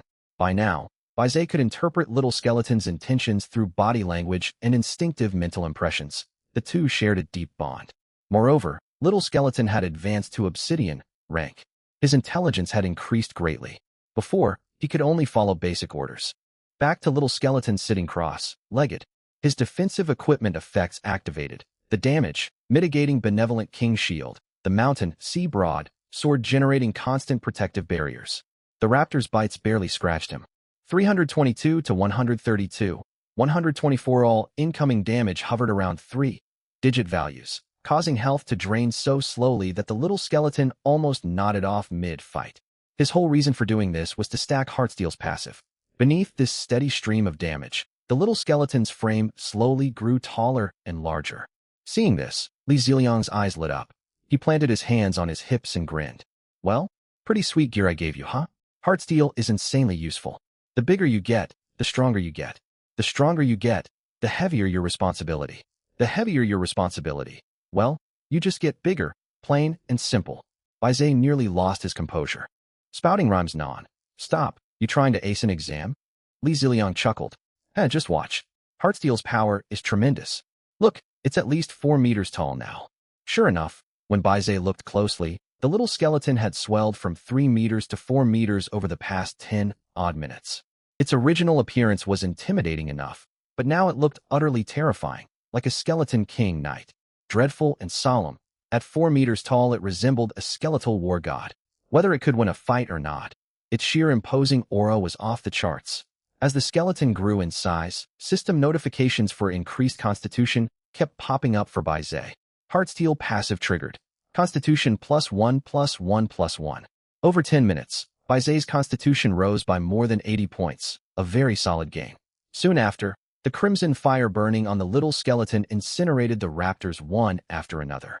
Their spot for farming the passive was now unusable. The bald man stared in stunned disbelief. Those raptors had well over 2,000 constitution each, yet they were burning to death without even landing proper hits.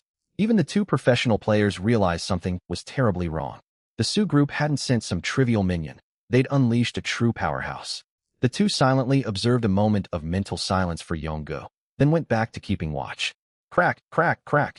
The giant skeleton stood, its colossal frame like a demon, god, broad, and overwhelming. Pressure radiated outwards. The bald professional hardly dared breathe. The other two players trembled with apprehension and crept along right behind Baize. All right, let's press deeper. Let's find out what this secret realm is really about, Baize said calmly. The group advanced slowly toward the secret realm's center. Some 20 minutes later, they reached their destination, a huge sunken basin. Perched on the high rim, they had a clear view of everything below. Hundreds of dinosaurs crowded the basin floor, mostly Triceratops and Tyrannosaurs. 2 alpha beasts stood out, an enormous Triceratops and the largest Tyrannosaur of them all. Both knelt in reverence before a man slumbering atop an altar. Something's off. This realm is supposed to only have dinosaurs. Who is that guy? The bald man frowned, fixing a hard stare on the altar-bound man. Zji, this place spells big trouble. That man might be a monster from the abyss. They're smarter than humans and far stronger. We need to be extremely careful. Heeding the bald man's warning, Baize glanced toward the altar. No status panel was visible, yet he remained unconcerned. What's there to fear? We came here to fix this problem. You lot just stand back and watch. The second his words faded, the Little Skeleton descended from the basin rim with a thunderous crash. It landed squarely in the center and stood tall, a red-cloaked warrior god. The deafening crash drew every dinosaur's gaze, killing intent burning in their eyes. But the skeleton's horrifying appearance made many of them flinch, hesitant to close in. Even the alpha Triceratops and Tyrannosaur narrowed their eyes, reluctant to pick a fight with this ominous foe. Go on, show them what you're made of. Whatever loot drops depends purely on your luck. Baize sat down on a boulder, lit a cigarette unhurriedly, and spoke in a lazy drawl. Goo gaw gaw. The skeleton snorted, drew its scythe, and paced slowly toward the horde of dinosaurs. These creatures were clearly corrupted. Black streaks marred their bodies, shrouded in faint dark radiance. Even with this strange empowerment, the little skeleton held them in complete contempt. Their stats were simply too low. Ancient creature, primeval dinosaur level, 43 total constitution, 32,555. Every monster sat around 30,000 constitution.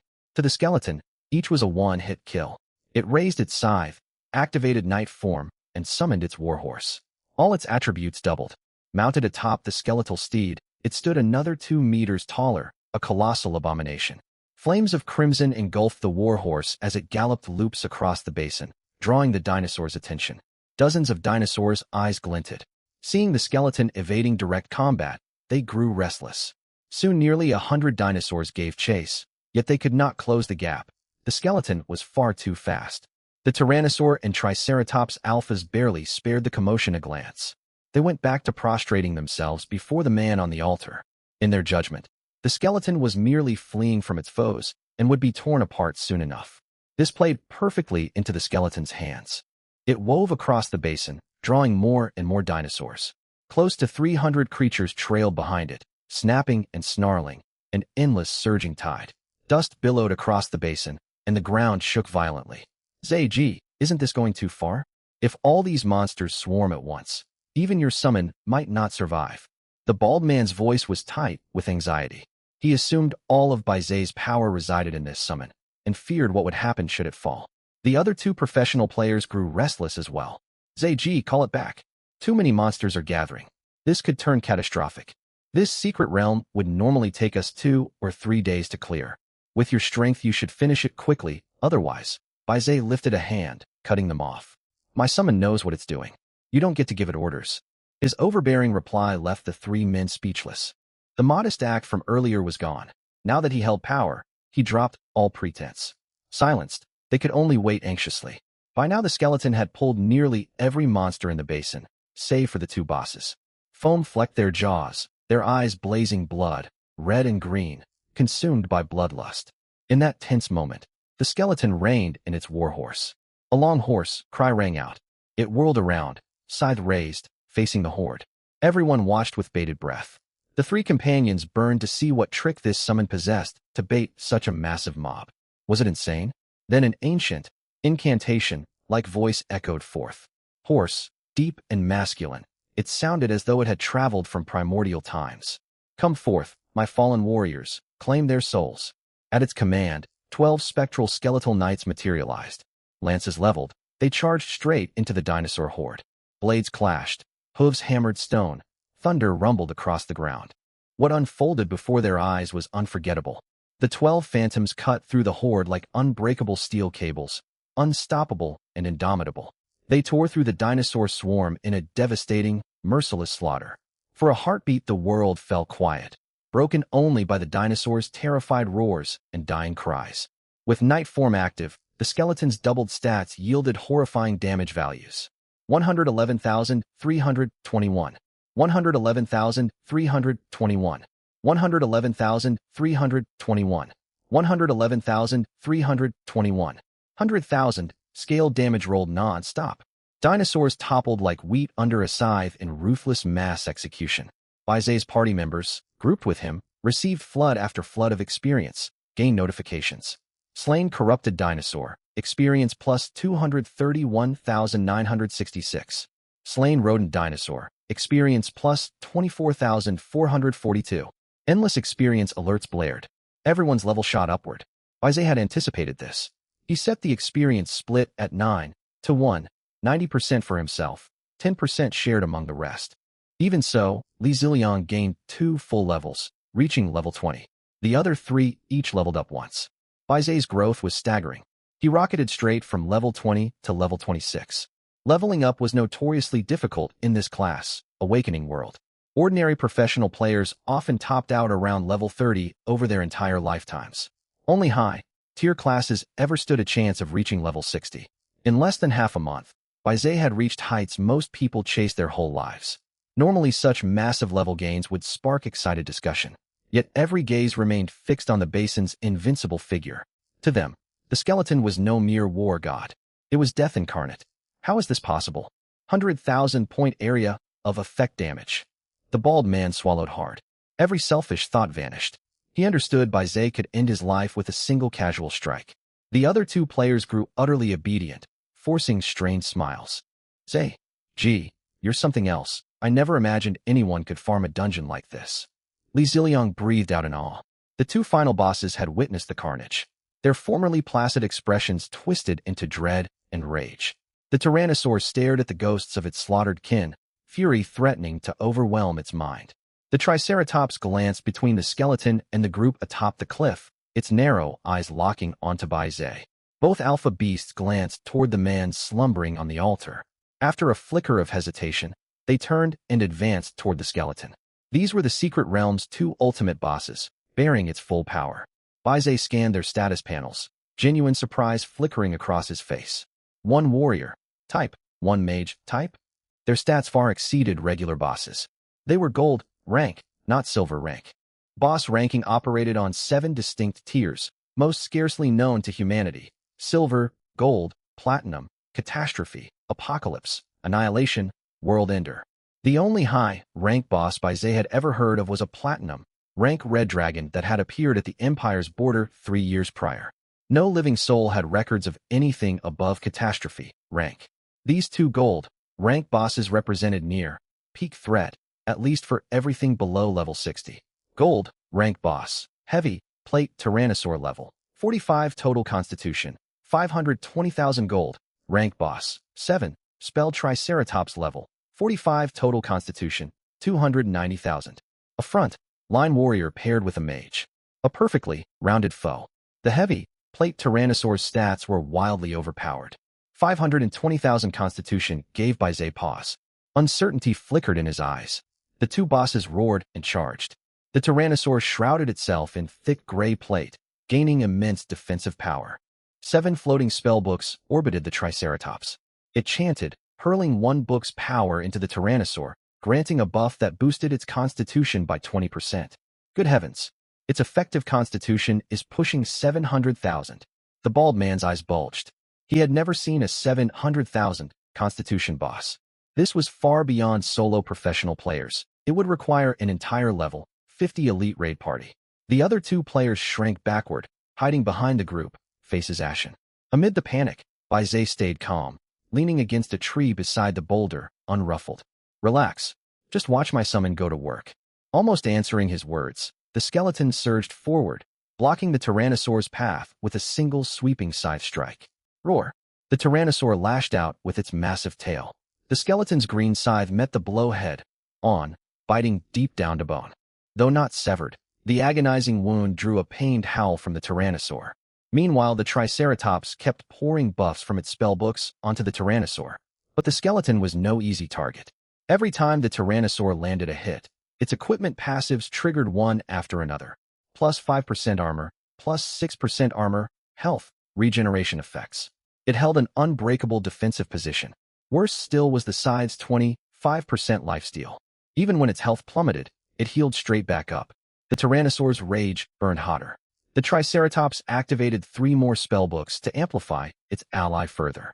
The two giants clashed furiously. Explosions boomed, the ground shook, and the whole secret realm trembled.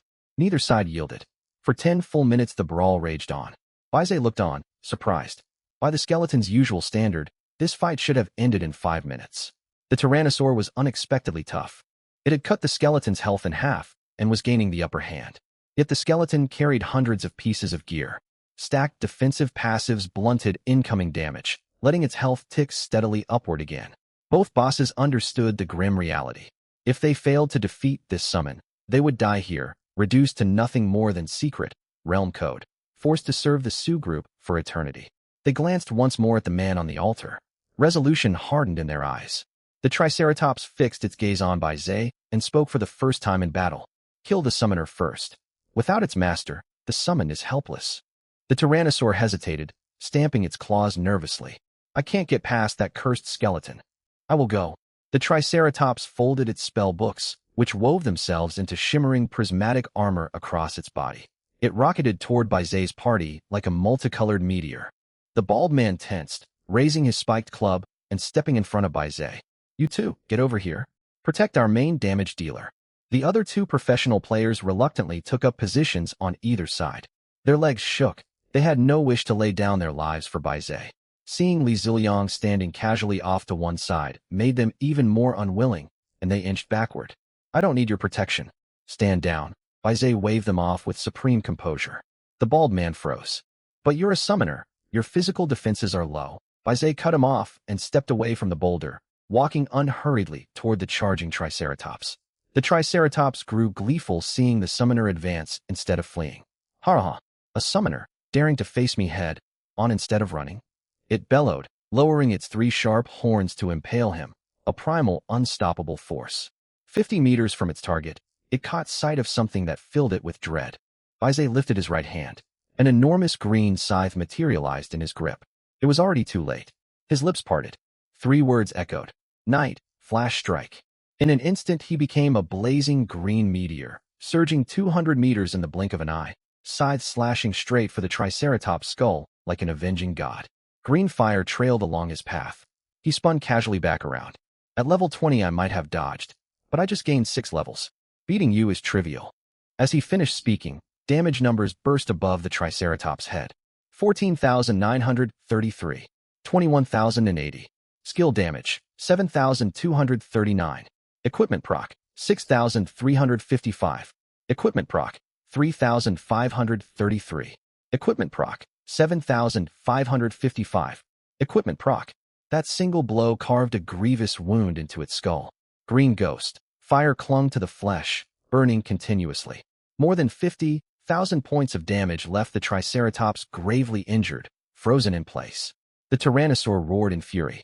It was locked in bitter combat with the skeleton, its own health dropping rapidly as it got pushed back. Damn it, what are you doing? Buff me up. I'm about to go down. At that moment, the Triceratops' mind rang with a deafening hum, and it could not hear a single word the Tyrannosaurus Rex shouted. Its pupils shrank to pinpricks, its consciousness reeling, and beads of cold sweat trickled down its massive head. I was wrong. I got everything completely wrong. This human is no ordinary summoner. He isn't fragile at all. He even possesses overwhelming offensive power. I misjudged everything, completely misjudged. The Triceratops roared inwardly, yet still clung to a sliver of hope. This was a fatal miscalculation, but it's not over. I still have health points left, if I can just... Boom. Unfortunately, Bai Zai returned in an instant. He hurled a gigantic fireball, drew his Black Star bow, and unleashed a scattershot all at once. In the blink of an eye, the enormous fireball slammed straight into the Triceratops' spine. 8 arrows pierced through its waist, shearing its colossal body clean in half, executing it on the spot. How is this possible? More skills. The Triceratops had to admit it had made a catastrophic miscalculation. This summoner's strength far exceeded its expectations. There had never been any real chance of victory for them. It wanted to warn the Tyrannosaurus Rex to flee immediately. But through its fading consciousness, it only caught the Tyrannosaurus Rex's grief-stricken roar. No! A shrill cry echoed out. Enraged, the Tyrannosaurus Rex burst into black, flamed fury, determined to launch its final desperate assault. However, the little skeleton would not give it the chance. It too drew the Black Star bow. 8 sharp arrows flew forth. It tossed out another fireball, then kept launching regular attacks to hold the Tyrannosaurus Rex back. Bolstered by all its equipped gear, the Tyrannosaurus Rex was pinned down. Its health plummeted at an unbelievable rate.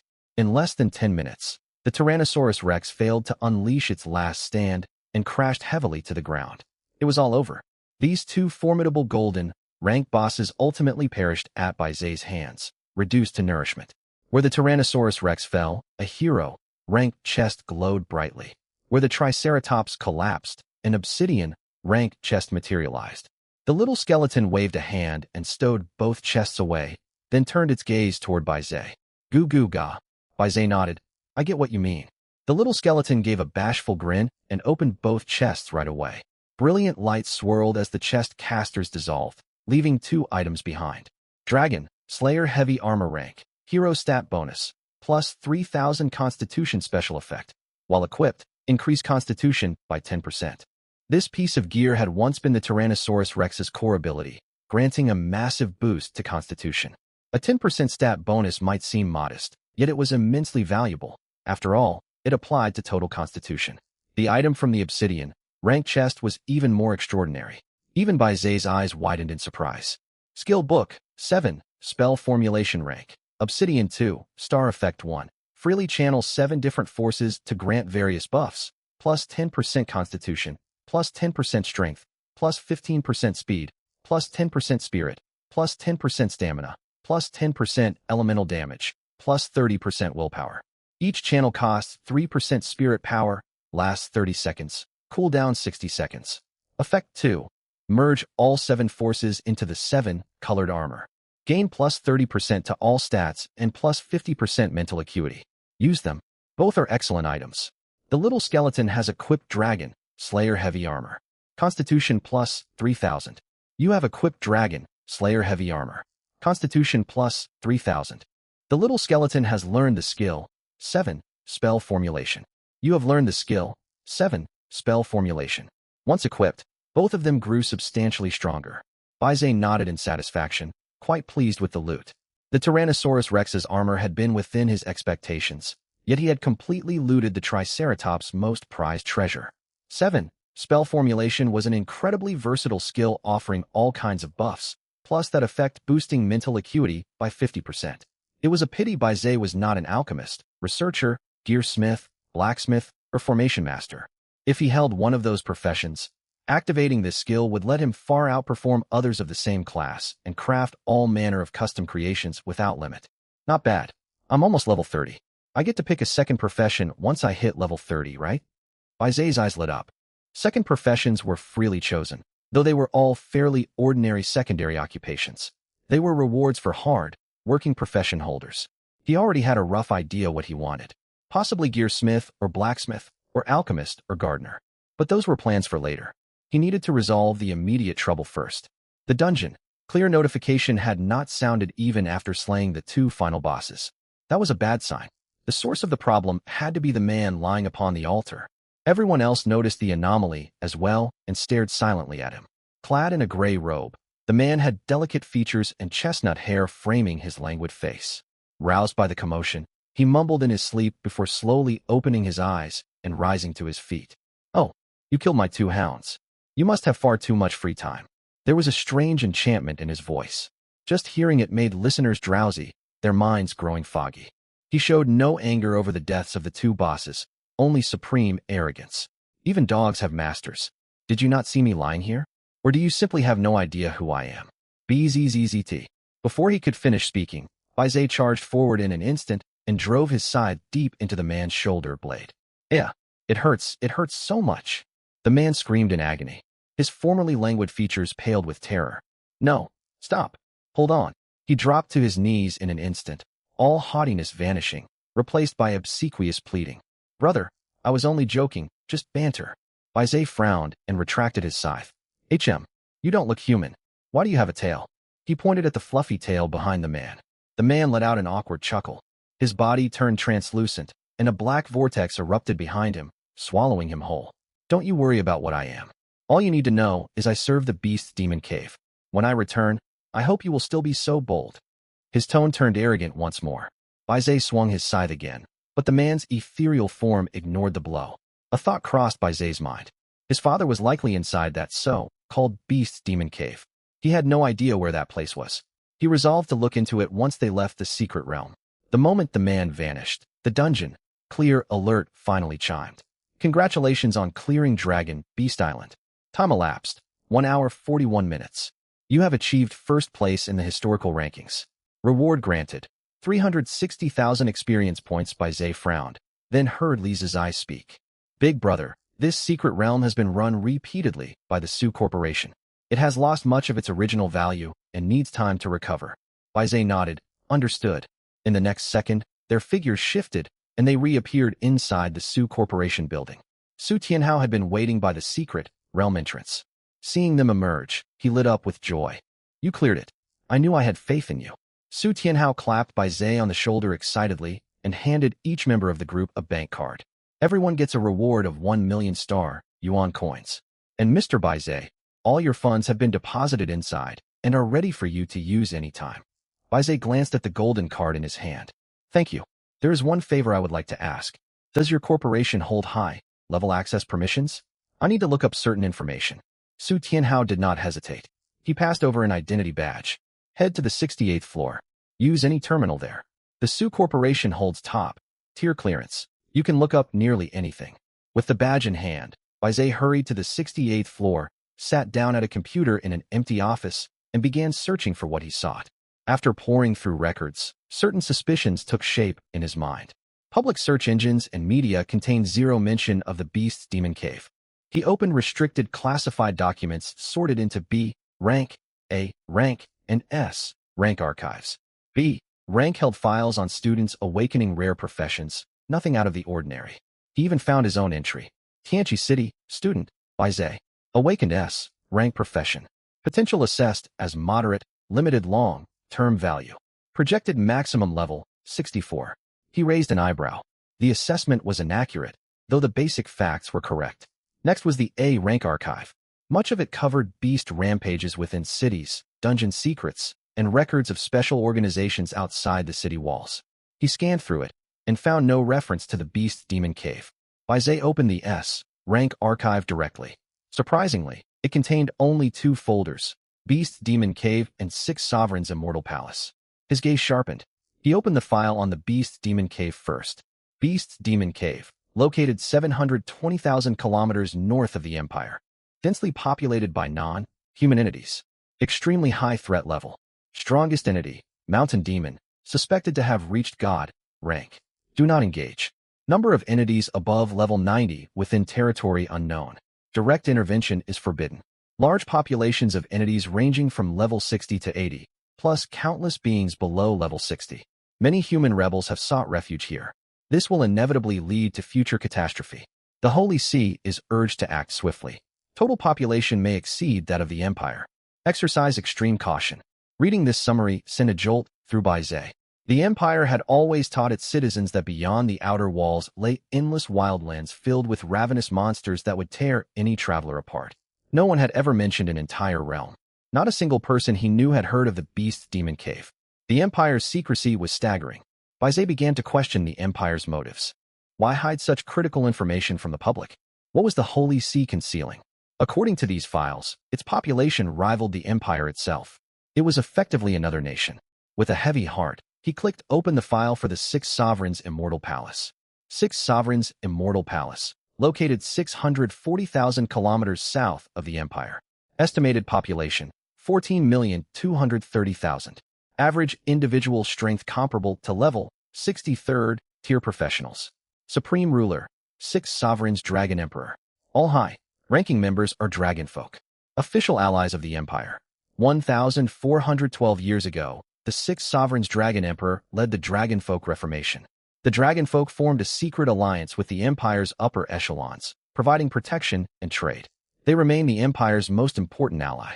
623 years ago, the 6 Sovereigns Dragon Sage was invited by the Empire and installed as Pope, a position held until 18 years ago. 18 years ago, the 6 Sovereigns Dragon Princess defected from the Immortal Palace and the Empire, intending to join the Beast's Demon Cave. Her consciousness was erased, and she was installed as the new Pope.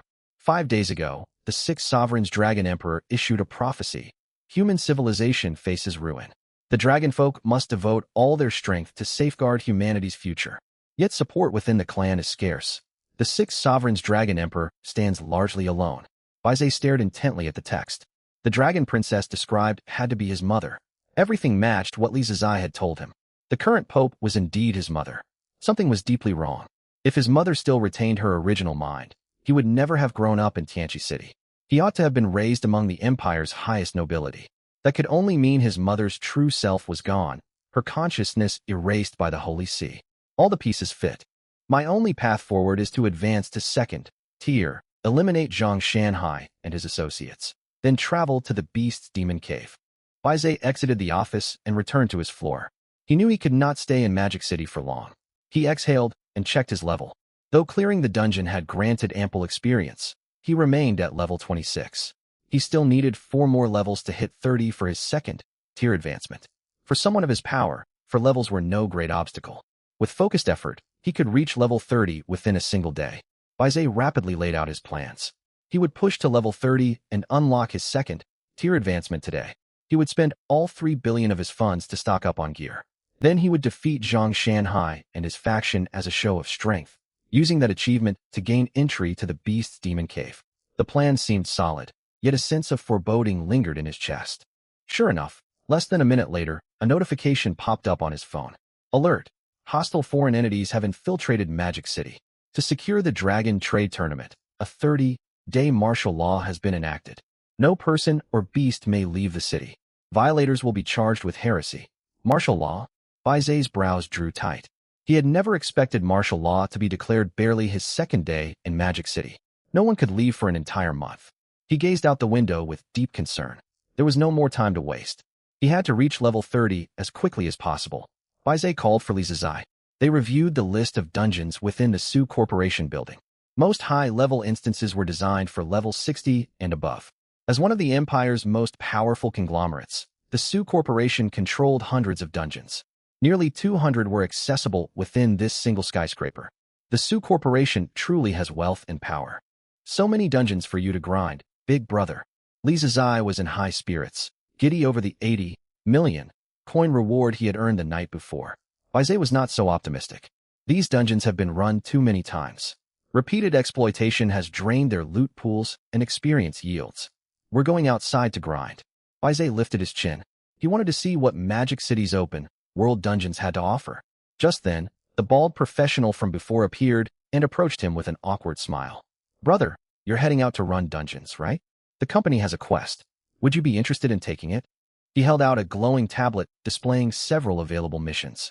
1. Su Corporation's second young Miss Su Yi has been trapped inside a dungeon for 3 years and 11 months. Objective: clear the dungeon and bring Su Yi back safely. Reward upon completion for million-star yuan coins. 2. 72 epic rank pieces of equipment within the Su Corporation are damaged. Seek blacksmiths or gearsmiths for repairs. Reward: 50,000 star yuan coins per completed repair. The tablet listed quests issued by the Su Corporation. Bai Zai frowned at the first entry. Su Yi was the Su Corporation's second daughter, a young lady of high status. Someone so important ought to be prioritized for rescue. Why was the reward so comparatively low? Reading his confusion, the bald man explained. The reward is low because Su Yi formed a bond with a creature inside the dungeon. President Su finds it deeply humiliating, yet he still wants her rescued. Hence the reward is set this way. Bai Zai nodded. At that moment, the quest description updated right before his eyes. 1. Su Corporation's second young Miss Su Yi has been trapped inside a dungeon for 3 years and 11 months. Objective: clear the dungeon and bring Su Yi back safely. Reward upon completion for million-star yuan coins. Su Yi will be wed to the rescuer. The bald man's eyes widened. Whoa, President Su must have flown into a rage to add that condition. Poor second young Mississippi. To form a bond with a dungeon creature. The bald man shook his head and sighed.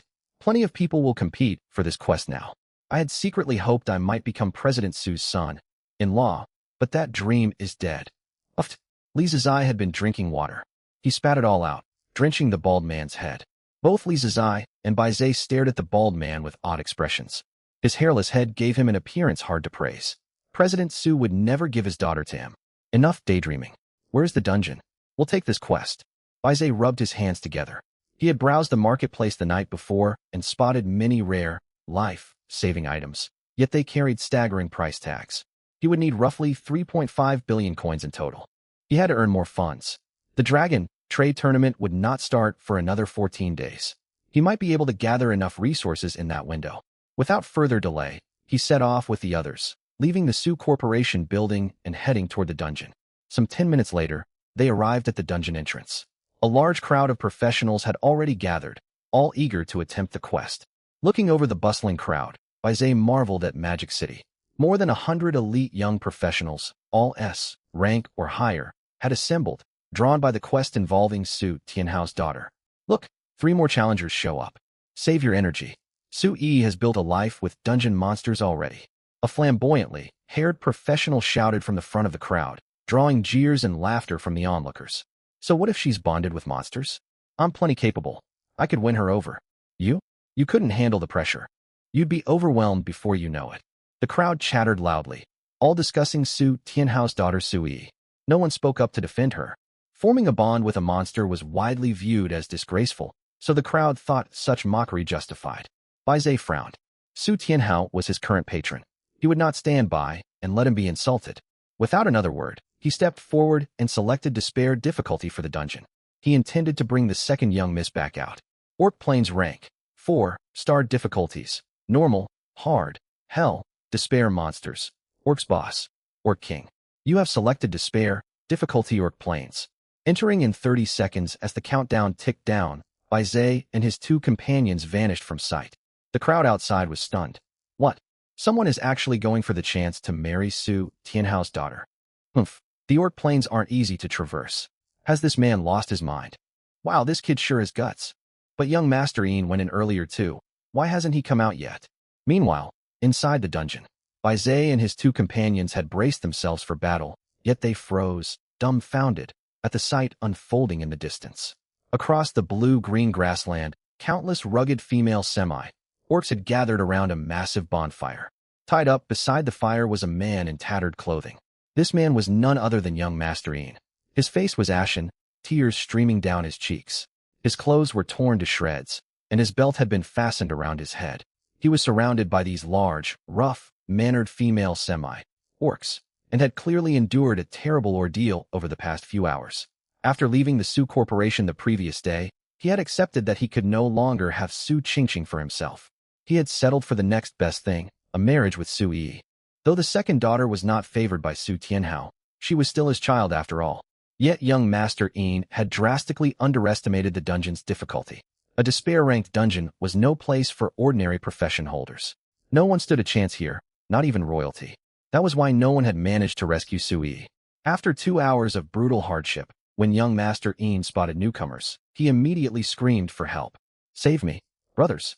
Somebody save me!" He shouted at the top of his lungs, but when his eyes focused, he saw Bai Zhe and his companions. In an instant, icy dread washed over young Master Yin. To make matters worse, Bai Zhe pulled out his phone, snapped several photos, and started recording video. "Nice one, buddy. How's life among the orcs treating you?" Bai Zhe chuckled. He had never expected to run into him here.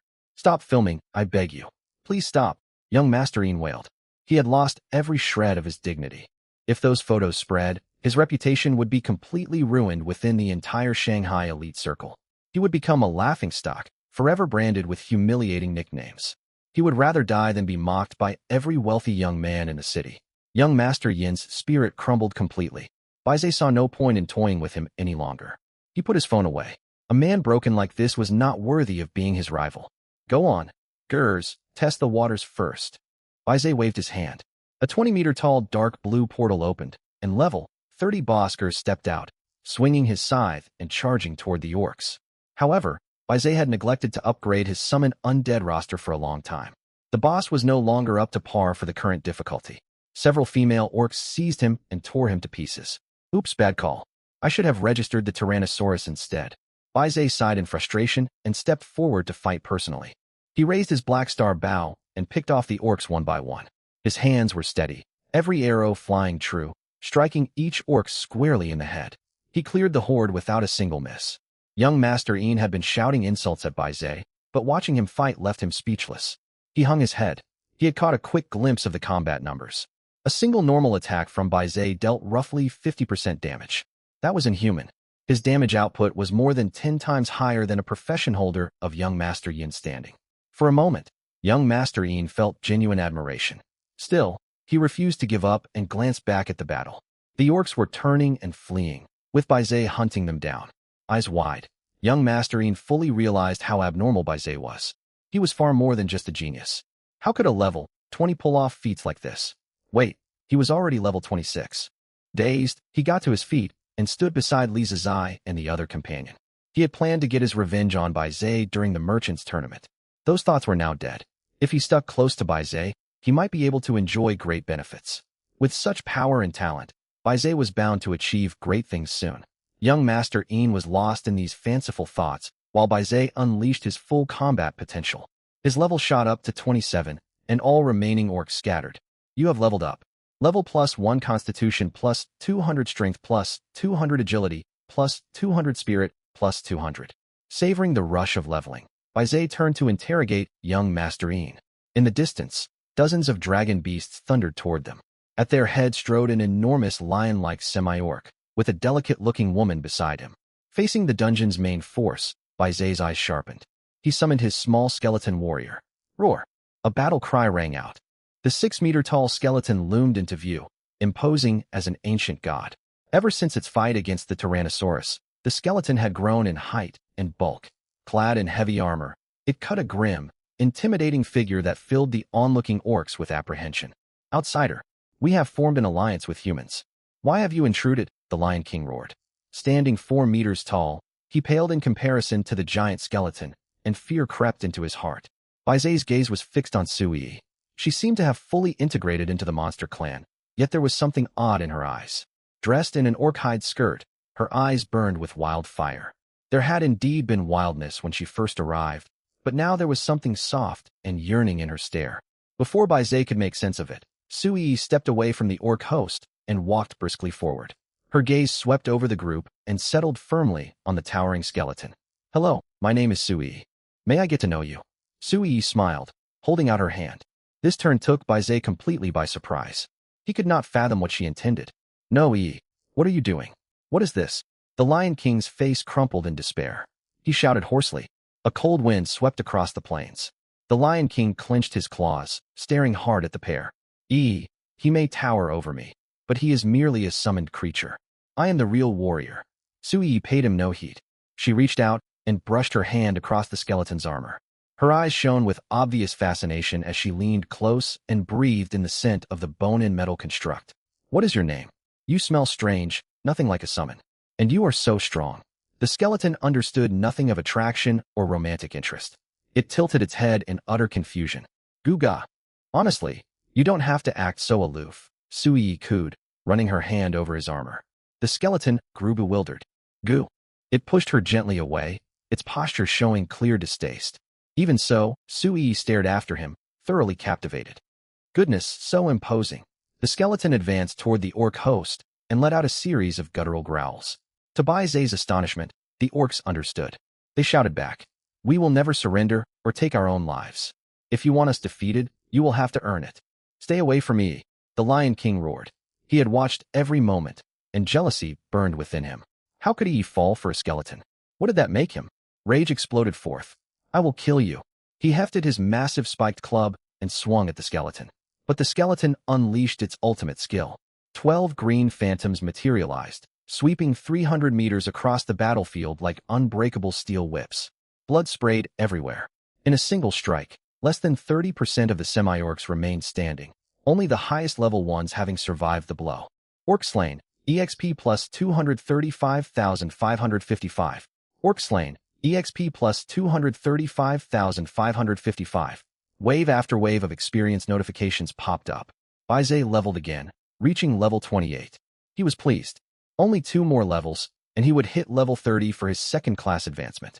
Things would not be so simple, however. The 4-star dungeon bosses possessed considerable power, especially this Lion King, a gold-rank boss. Baize's brows drew together. Gold-rank boss, Golden Lion King level, 45 total constitution, 360,000. The Lion King was not overwhelmingly powerful, weaker than the Tyrannosaurus and Triceratops, yet a solid mid-tier boss for level 40. Very well, he will do. I missed out on the Tyrannosaurus, so registering the Lion King is fine. Baize sighed. The Lion King seethed with fury at being spoken of as if he were an object. Human, you will regret those //. Before he could finish, the skeleton struck from behind and severed the Lion King's head. As the head crashed to the ground, the remaining watching orcs knelt. They surrendered, dissolving into streams of experience points for Baize. Only Sui and a small handful of orcs were left. She showed no sorrow over the Lion King's death, her eyes still fixed intently on the skeleton. Hello again, I am Sui. That move you used was magnificent. Your power is incredible. Can we get acquainted? She pressed forward. The skeleton grew irritated. It had no concept of affection and could not comprehend why she kept pursuing it. It looked toward Baize for guidance. Enough, return. Baize gestured and recalled the skeleton. Seeing her object of interest vanish, Sui grew agitated and hurried toward him. Where did he go? Bring him back out. Is he trapped in there? Are you his master? How could you do that? She rambled on, stopping 2-3 meters away, too afraid to draw nearer. Bai Zai shot her an exasperated glance and moved to loot treasure chests and equipment. Ordinary monsters had dropped nothing exceptional, only one epic-grade weapon and assorted crafting materials. Bai Zai stored away the materials he could not yet use and examined the weapon. Though its effects were mediocre, it still had practical value, so he equipped it. Orc Spear rank, epic stat bonus, strength plus 350 special effect, none. Bai Zai was dumbfounded. An epic-grade item with no special effect? His luck was truly terrible. He walked over to the Lion King's chest, which was of hero-grade quality. Crack. The chest opened, revealing only 2 items, 2 skill books. Skill book, Lion King's Blade passive rank, Hero 6-star effect. While wielding melee weapons, damage increases by 60%. Damage taken increases by 20%. Vulnerability debuff. Incoming damage raised by 20%.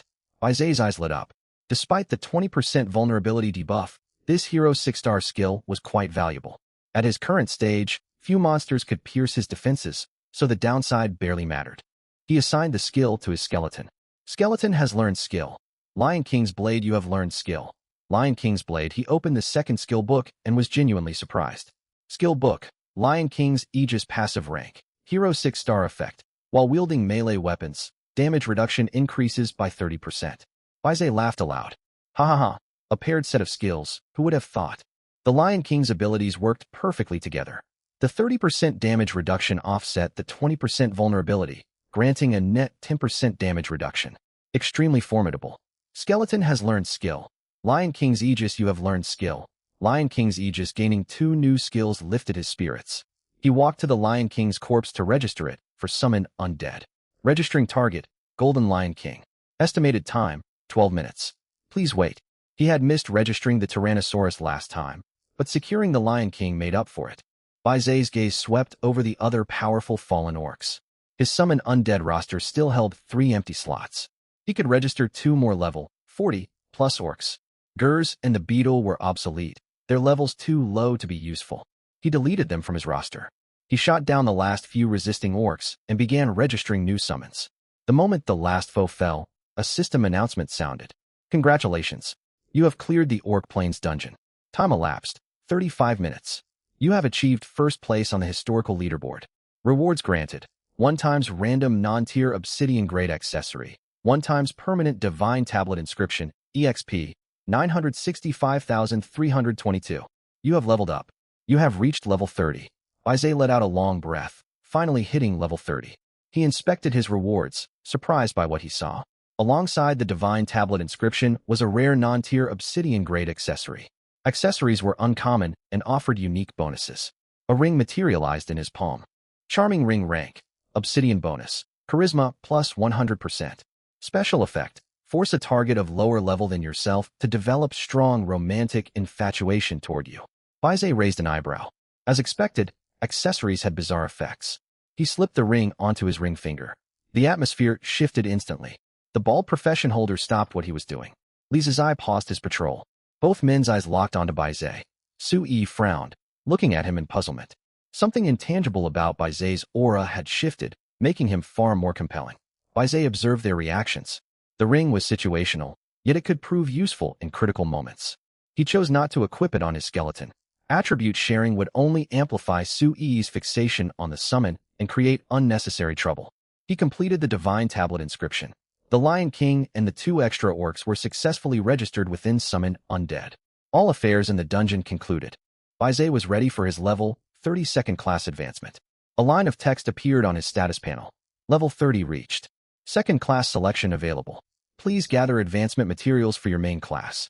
Once obtained, travel to the designated location for your second class advancement. Bai Zai read the prompt and led the group out of the dungeon. He brought Su Yi along. He had no intention of pursuing a relationship with her, yet she could be traded for resources. Moments later, they emerged outside the dungeon. Spectator profession holders caught sight of Su Yi and erupted in shock. He actually brought her out? Wait, is that young Master Yin? Amidst the chatter, Bai Zai realized he had accidentally brought young Master Yin out as well. He frowned. He had never intended to rescue him. Young Master Yin had lost all his former arrogance. He kept his head bowed and covered his face with his hands, desperate not to be recognized. When he met Bai Zai's gaze, he flinched and offered a nervous smile. He fully understood how outmatched he was. He kept his posture as humble as possible. Bai Zai took no action against him in public. He hurried back with Li Zizai and the others to the Su Corporation, heading for the second-class advancement zone on the 21st floor. Zaiji, I heard second-class advancement requires rare heavenly materials. Have you gathered them? And what about your subclass? Li Zizai reminded him. Bai Zai nodded. Let's unlock my subclass first. He already possessed the power for main-class advancement, so he would pick his subclass first. When undertaking second-class advancement, 3 subclass options were offered, of which one could be chosen. Bai Zai hoped to unlock blacksmith or equipment artisan, as his playstyle centered heavily on gear. As they walked deeper into the advancement hall, they saw they were not alone. 5 or 6 other groups were also preparing for their second-class advancement. As the two drew near, they heard exclamations erupting from the crowd. Whoa! The assassin's secondary class is Shadow Mage. This is overpowered. Awesome, Brother Hao. You're truly the top-ranked assassin in Magic City now. Ha ha! Peals of laughter rang out. The pair followed the commotion and saw a gaunt, arrogant-looking young man standing atop the awakening platform, his face brimming with triumph. Of course, an assassin paired with a shadow mage is practically a combination of a mage assassin and a pure assassin. Brother Hao boasted. Right then, someone beside him spoke up in rebuttal. That doesn't add up, does it? Shadow mage already drains massive mental energy, and assassin skills also consume mental power. You might run out of mental energy completely. Once that happens, you won't even be as strong as a warrior. The speaker was a young man with a crew cut. No sooner had his words fallen than Brother Hao charged over and slapped him hard across the head. Smack! Who told you could talk? Everyone knows I'm competing in the Dragon Trade Tournament. The whole Magic City is under special watch for me. Doesn't everybody know that? At those words, the professional cultivators around fell silent. The Dragon Trade Tournament was a centuries-old tradition of Magic City. Those qualified to take part were undisputed elites among young professional cultivators, and no one wanted to cross such a person. Watching the crowd, Bai Zai felt little emotion. He quickly headed for another awakening platform to begin his own awakening. Bai Zai placed his hand gently on the surface, a flicker of anticipation stirring within him. Even though this was his second awakening, a trace of nervousness lingered as he waited for the result. A cool sensation washed over his mind. Next, 3 distinct beams of light bloomed in his consciousness and drifted before his eyes. Awakening successful. Please select your secondary class. Secondary Class 1, Dragon Tamer Secondary Class 2, Spirit Warden Secondary Class 3, Alchemist. The instant Bai Zai finished his awakening, the entire plaza fell dead silent. More than 20 professional cultivators all turned their gazes toward him, their faces filled with shock. Dragon Tamer and Spirit Warden. These two were top-tier secondary classes. Dragon Tamer could forcefully subdue true dragons, effectively granting the user a summoner's capabilities with massive stat bonuses for dragon-type summons. Spirit Warden was even more formidable. It allowed its wielder to command ghosts and unleash hard-to-defend against mental attacks. Good heavens! Is this expert hired by the Su Corporation? That can't be right. 2 top-tier secondary classes at once. How is that possible? Damn, he's way stronger than Brother Hao. Those secondary classes are absolutely broken. Whichever main class he pairs them with, he'll be devastating. Exactly. Even if he used to be a support type, picking either of these would instantly catapult him into the frontline attacker ranks. Bai Zai listened to the murmur of discussion and the collective gasps of envy. Brother Hao's scalp tingled with irritation. As the center of attention on the scene, he could not lash out openly. Instead, he walked over with a strained smile to strike up a conversation. Nice one, buddy. Both of those classes are insane. I'd recommend you pick Dragon Tamer. Bai Zai ignored the so-called Brother Hao entirely. He carefully reviewed the detailed descriptions for all 3 classes. This blatant disregard made Brother Hao's expression darken. He frowned. Within the Su Corporation, nearly everyone save the old-timers would give him some measure of respect. Just who was this kid? Completely oblivious to the stares of others, Bai Zai studied the 3 options intently. Dragon Tamer. Unconditionally subdue true dragons to complete allegiance. Double all of a dragon's attributes. Spirit Warden. Unconditionally subdue spirit-type beings to complete allegiance. Triple the attributes of commanded spirit-type creatures. Alchemist. Smelt equipment, items, skills, and all other professional cultivator artifacts. May result in destruction or may birth miraculous outcomes. Bai Zai pondered. Dragon Tamer and Spirit Warden held little appeal for him. His combat power was already more than sufficient. The Alchemist, however, seemed the perfect choice for his current situation. It had none of the restrictions placed on blacksmiths or equipment artisans. With enough capability and imagination, he could fuse any piece of gear or item together. He could even merge skills with equipment, a terrifying capability. Having made up his mind, Bai Zai made his selection. Select secondary class, Alchemist. Selection successful. You have obtained secondary class, Alchemist. A flash of golden light swept across Bai Zai's body before fading away. The onlooking cultivators stared in bewilderment. Wait a second, Alchemist? Is he giving up combat power to go full support? TSK, what a waste of those two amazing secondary classes. Voices buzzed around him. Brother Hao recovered from his shock and burst out laughing. Ha ha ha. Did you pick the wrong one, buddy? Alchemist isn't very useful. Every smelt consumes equipment. Surely you know that. His tone sounded like well-meaning advice, yet he could barely hold back his grin. Bai Zai paid no mind to the chatter. He examined the Alchemist skill panel and its available functions. Secondary class, Alchemist rank, top-tier fusion LV.1. Fuse different cultivator-related objects, blending their selected properties. Decomposition LV. 1. Break down equipment, skills, and other cultivator-related objects into their base components. Refine LV.1. Extract specific properties from cultivator-related items. Creation LV.1. Forge gear, accessories, or craft skills from raw materials according to your will. The alchemist possessed 4 skills: fusion, decomposition, refine, and creation. Overall, its power was immense, far surpassing classes such as blacksmith or equipment artisan, with an extraordinarily broad scope of application. Not bad. Truly a top-tier support class. Bai Zai exhaled and opened his eyes. Just then, mocking voices reached his ears. Ha ha, a top-tier support class is still useless, pal. You can outsource all that work with money. Brother Hao laughed loudly, trying to salvage his lost pride. In his view, Bai Zai's choice was a catastrophic mistake, foolish beyond belief. Anything else? If not, get out of my way. Bai Zai frowned and spoke sharply. Brother Hao's temper flared. Hey, what's your problem? You awakened a top-tier support, and you still act like Dash. Before he could finish, the doors to the 21st floor swung open. Su Tianhao strode over with a broad smile. Ha ha, congratulations, Mr. Bai. Have you settled on your secondary class? Wonderful news. We will be counting heavily on you for the upcoming Dragon Trade Tournament. Su Tianhao clapped Bai Zai on the shoulder, his demeanor sincere.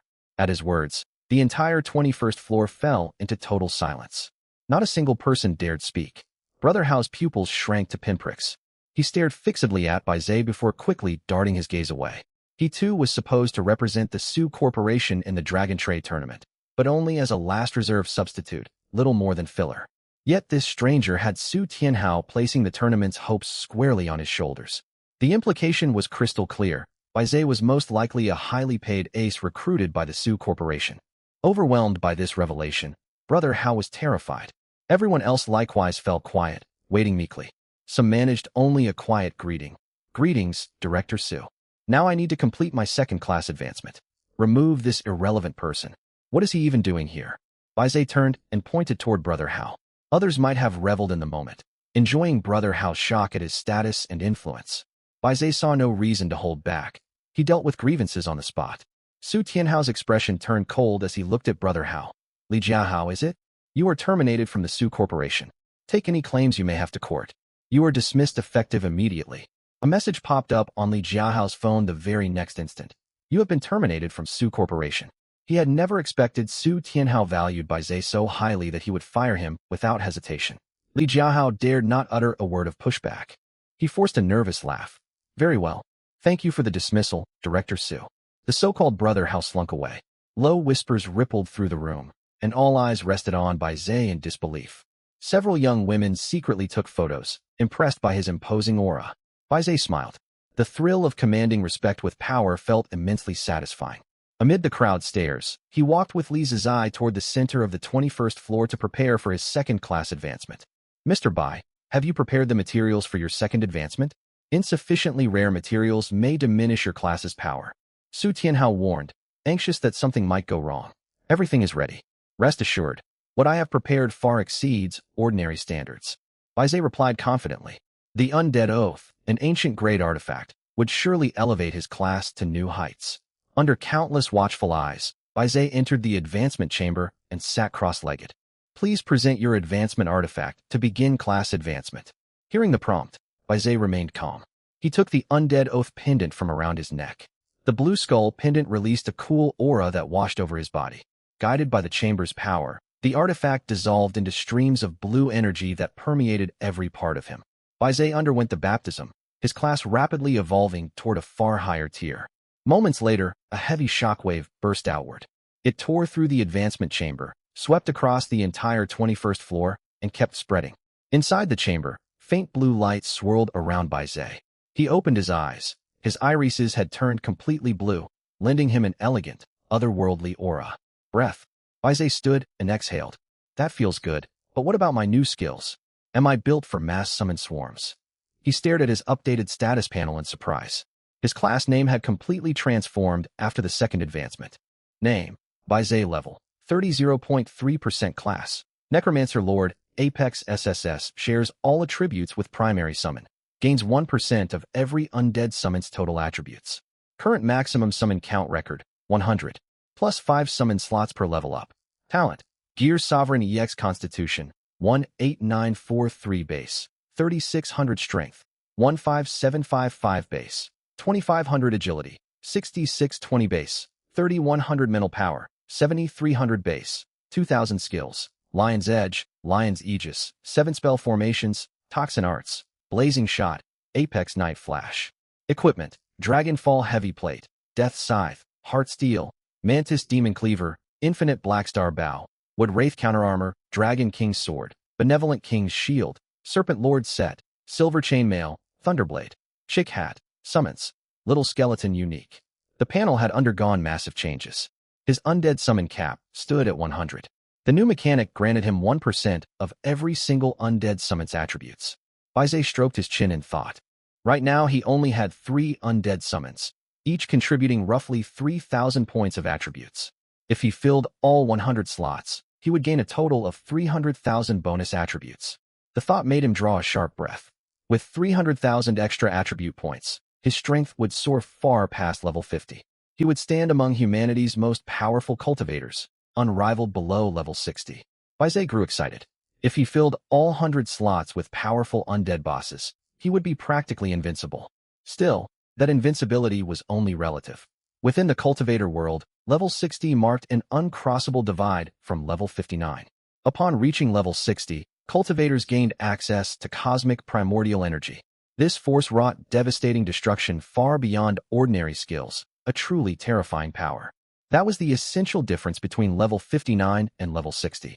Baize's gaze turned pensive. He was only level 30, still far from 60. He need not concern himself with cosmic primordial energy for now, though he could begin learning about it. With that thought, he opened the chamber doors and stepped outside. The instant he emerged, Li Zizai let out a shocked yell. Whoa, what happened? Baize grew confused. Everyone stared at him strangely, several young women staring in utter shock. Brother Bai, you look different. A jolt of alarm shot through Baize. He hurried over to the glass door and saw his reflection.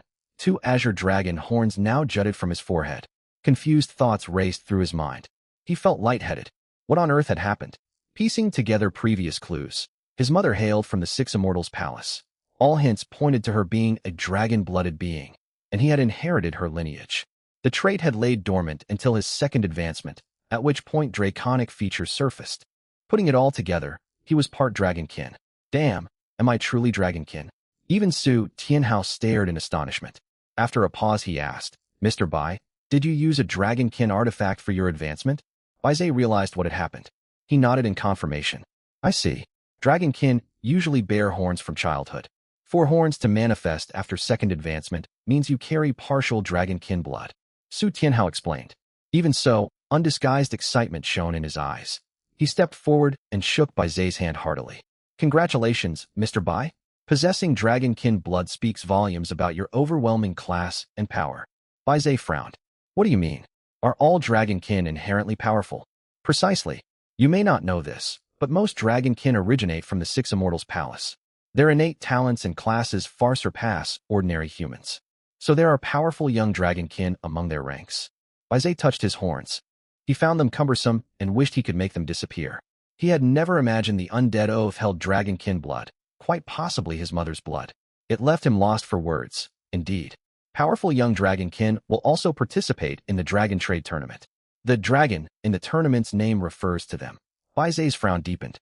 So the tournament's name referenced Dragonkin. If actual Dragonkin competitors took part, would they mistake him for one of their own? Director Su, if I bear Dragonkin blood now, could those Dragonkin take hostile action against me? That would spell big trouble. Rest assured, many citizens of our empire carry fragments of Dragonkin blood. Everyone will simply assume you used a Dragonkin artifact during advancement. No one will suspect your heritage. Su Tianhao reassured him. Fearing Bai Zai might decline to compete, he added quickly, the first dash, second, and third place rewards of the Dragon Trade Tournament include a Primordial Energy C. One of these lets you wield Primordial Energy ahead of level 60. Past level 60, the more Primordial Energy Cs you possess, the stronger you grow. It is comparable to a Spirit Root for cultivators, or a core class for professional cultivators, immensely valuable. Su Tianhao made a generous offer. Before the tournament begins, I will give you 1 Primordial Energy C. If you secure a top 3 rank, I will grant you 2 more. Excluding tournament prizes, those 3 will grant you early access to Primordial Energy power. Very well, I shall follow your arrangements. Bai Zai smiled and nodded. Su Tianhao promptly handed him 1 Primordial Energy C. It resembled a plain-looking Go piece, unremarkable to the eye. Absorb it. True transformative effects will only trigger once you absorb 3 in total. Su Tianhao coughed lightly. These are incredibly costly. Each is worth 5 billion Star Yuan coins, and nearly impossible to buy even with money. Bai Zai understood its value. I get it. I will go study this right away. The group separated afterward. Bai Zai and his companions returned to their rooms to examine their new gains. Absorbing the Primordial Energy C brought no immediate bodily changes. Its true effects would only unlock after absorbing 3 copies. Bai Zai turned his attention to his secondary class. He owned a huge collection of equipment, and some of his older skills had grown obsolete. Toxin Arts, for instance, offered negligible damage boosts and was no longer useful. He needed to fuse it away. He browsed the in-game marketplace and purchased a hero rank skill costing 29 million Star Yuan coins. Skill Tome, Deadly Venom Quality, Hero 2-star effect. Each strike inflicted on an enemy raises their vulnerability by 5%. The skill was decent. Bai Zai activated his Alchemist fusion ability and merged Deadly Venom with Toxin Arts. You have fused Deadly Venom plus Toxin Arts. You have obtained skill, Venomous Executioner. Skill Tome, Venomous Executioner Quality, Hero 4-star effect. Each strike inflicted on an enemy raises their vulnerability by 8%, capped at 120%. Bai Zai nodded in approval. He tossed the tome to Little Skeleton to equip. Little Skeleton has equipped Skill Tome, Venomous Executioner. You have equipped Skill Tome, Venomous Executioner. Much better. No more useless old skill. Bai Zai kept working. He gathered all his leftover low-grade starter gear, refined their intrinsic properties, and reforged them. You have fused starter equipment. You have fused starter equipment. After a series of smelting operations, many redundant pieces vanished. He condensed all the clunky starter gear into a single reforged starter greatsword and equipped it. Finally, much cleaner. Next, I need to gather more equipment and record more boss entities. When he finished his work and stood up, night had fallen outside the window. Down at the ground floor of the Su Corporation building, voices rose in argument. Among the crowd stood figures bearing dragon horns. Bai Zai's gaze sharpened. An angry shout drifted upward. Why reject me, Su Tianhao? We had an agreement. I was supposed to compete in the Dragon Trade Tournament. Su Tianhao, are you looking down on me, A.O. Bing? Mark my words. Magic City does not belong solely to your corporation. Shortly afterward, the Dragonkin youth was dragged away. Bai Zai could guess what had transpired. Because of him, the Dragonkin competitor originally promised the spot had been pushed aside. That rival would surely harbor resentment toward him. Bai Zai sighed. Power dynamics and personal grudges in Dachang City were far too tangled. He needed to keep growing stronger. Next, Bai Zai continued to clear dungeons alongside Li Zizai and the others, constantly logging undead bosses. The number of his undead summoned beasts grew steadily. Meanwhile, his level rose step by step, and he occasionally brought Su Qingqing along to grind levels as well. Bai Zai could sense that over these past few days, the atmosphere in Magic Capital had grown tenser, with a heavy, oppressive feeling hanging in the air. All of this stemmed from the Merchant Dragon Tournament. This tense, storm before the calm state lasted for 13 days, only easing off right as the Merchant Dragon Tournament drew near. By this point, Bai Zai had reached level 36. Likewise, his logged count of undead bosses had hit 33. Bai Zai had not farmed excessively across those 13 days. 4-star dungeons were already quite challenging, so achieving this much was already impressive. 2 hours remained before the Merchant Dragon tournament was set to begin. Baize first glanced at his status panel, confirming that his current combat power should hold up well. Name: Baize level 36 0.6% class. Undead Summoner Apex SSS can share everything with the primary summoned beast. Additionally gains 1% attribute from all undead summoned beasts. Current maximum logged count 100 plus 5 summoning slots per level up talent. Gear Master EX.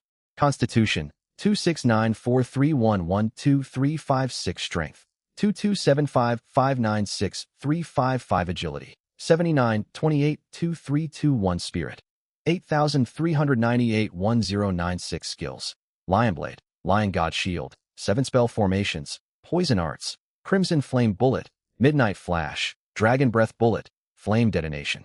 Equipment: Griffin Claw, Death Carapace, WIRM Heavy Armor, Death Scythe, Heart Steel, Mantis Demon Slaying Scythe, Infinite Blackstar Bow, Wood Demon Counter Armor, Dragon King Sword, Benevolent King Shield, Serpent Lord Set, Silver Chainmail, Electric Dagger, Chick Hat.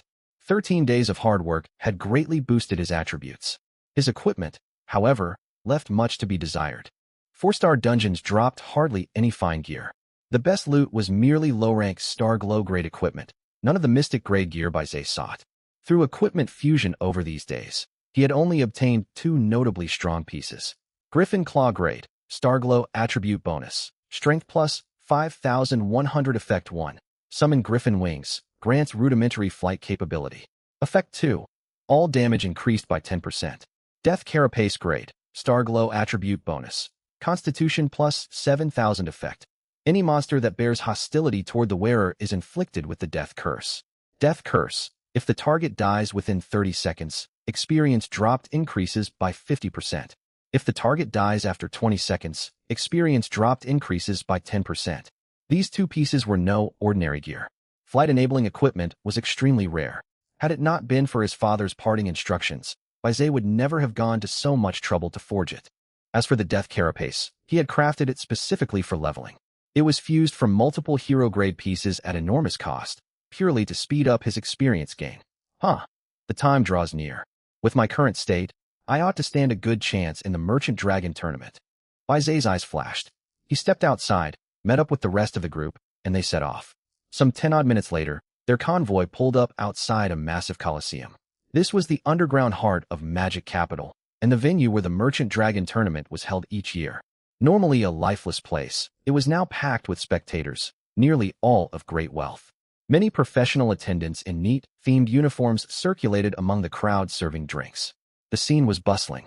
The whole venue reeked of opulent luxury. Every structure was built from white jade and gold, blending raw competition with grand extravagance. Baize also noticed 3 major factions present on site. They were the Zhao clan, the Li clan, and the Su clan. He himself represented the Su clan. He also had 1 female ally, though she had not yet appeared and was only known by reputation. The Li and Zhao clans were quite noteworthy.